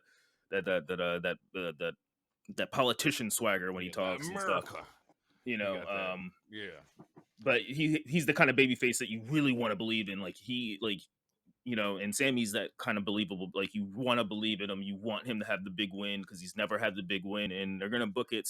They're gonna book it that way, and it's gonna be a different way that they do it, but it's gonna work out eventually. But as of right now, yeah, I don't know. I'm We gotta gonna tune take this in. one day to day. I'm gonna take this one day to Yeah. day, but I wouldn't be surprised if he finds a way into the chamber or finds a way. Like, yeah, assuming We'll Drew wins see. the chamber. Yeah, we'll see. You Yeah, could probably we'll do like see. a Shinsuke like Sammy match. I could see them probably doing something like that, like somewhere. I don't know. We'll see. Yeah. Um, And then to yeah, go close the ahead. show, after Randy wins, it's RKO out of nowhere, of course. Drew comes out and they have a face to face. Which, if you know the history with that, then during the pandemic when Drew was champion, him and Randy had a couple bangers. Um, I didn't know Hell in that. a Cell match. Yeah, no, yeah. I wanted besides Bobby Lash, I think Randy Orton was Drew's second big feud, and they had like a 4 week or it might have been, yeah, they had like a 2 month feud or so. They had a Hell in a Cell match. Randy took the belt off of him. Drew got the belt back, so that's why Drew's a 2 time. Um, but yeah, no, they had an ambulance match. They had a Hell in a Cell match. Yeah, so yeah, you should yeah, if you get the chance, yeah, I'm about to check that out. yeah, it was a good feud. So It might. it's It's funny because that might be a match of the week. It might lead up into a hidden gem that I saw earlier this week. hmm. Um, second match of the week. The secret boss character is Trick Williams, Ilya Dragunov. Hey, book Hey, that trick. Yeah. what? Oh Ilya yeah. like that. I Hey, like it, Ilya Dragunov is like that, bro. I bro. I was unaware. I That's what I didn't was, know. bro. Does not miss. But man, and every match it looks like he's literally he's an anime character to me too. Like every match it seems like it seems like he gives 1,000% in every single thing he does. Like just I walking, he puts everything into it. looking at him, I was like, okay, I know what kind of wrestler he's gonna be. This is gonna be your technical Pete Doom kind of wrong. I was wrong. I ain't never seen a dude who looked like he might be like under 6 feet. He power bombing, bro. Like Mhm. watching small people power bomb to me is like watching like point guards get triple doubles. It's like the most impressive shit ever. It would be It's for like some fire shit. it was like you're not supposed to be doing this shit, and he's out here Mm. doing it. And like that match was fucking amazing, bro. Yeah. That was a good fucking match. It was fun. It's funny. I was trying to watch Vengeance while we were recording, and for whatever reason, Peacock was tripping because I was literally trying to watch Vengeance. And then, like, I had Vengeance set up when we recorded last week, but we stopped recording right before the show started. And I don't know. Anyway, I do plan on running that show. Yeah, And that's a good one. I didn't put it on the docket, but yeah, we at some point when we get more popular, we'll maybe make some of our other friends watch the shows we can't watch. And then Yeah. For sure, for sure, for sure, for so, sure. there's so much wrestling. There's like 10 It's hours of wrestling a week. it's a lot, Oh man, bro. It's a lot, yeah, but it's great, and I love it. it's great. It's great, man. And But yeah, we're gonna wrap it up here. This yeah, is it. absolutely. This is episode 3. We're now 3 episodes in. Hopefully, y'all like it. Once again, Hero, give me your social so they can follow you.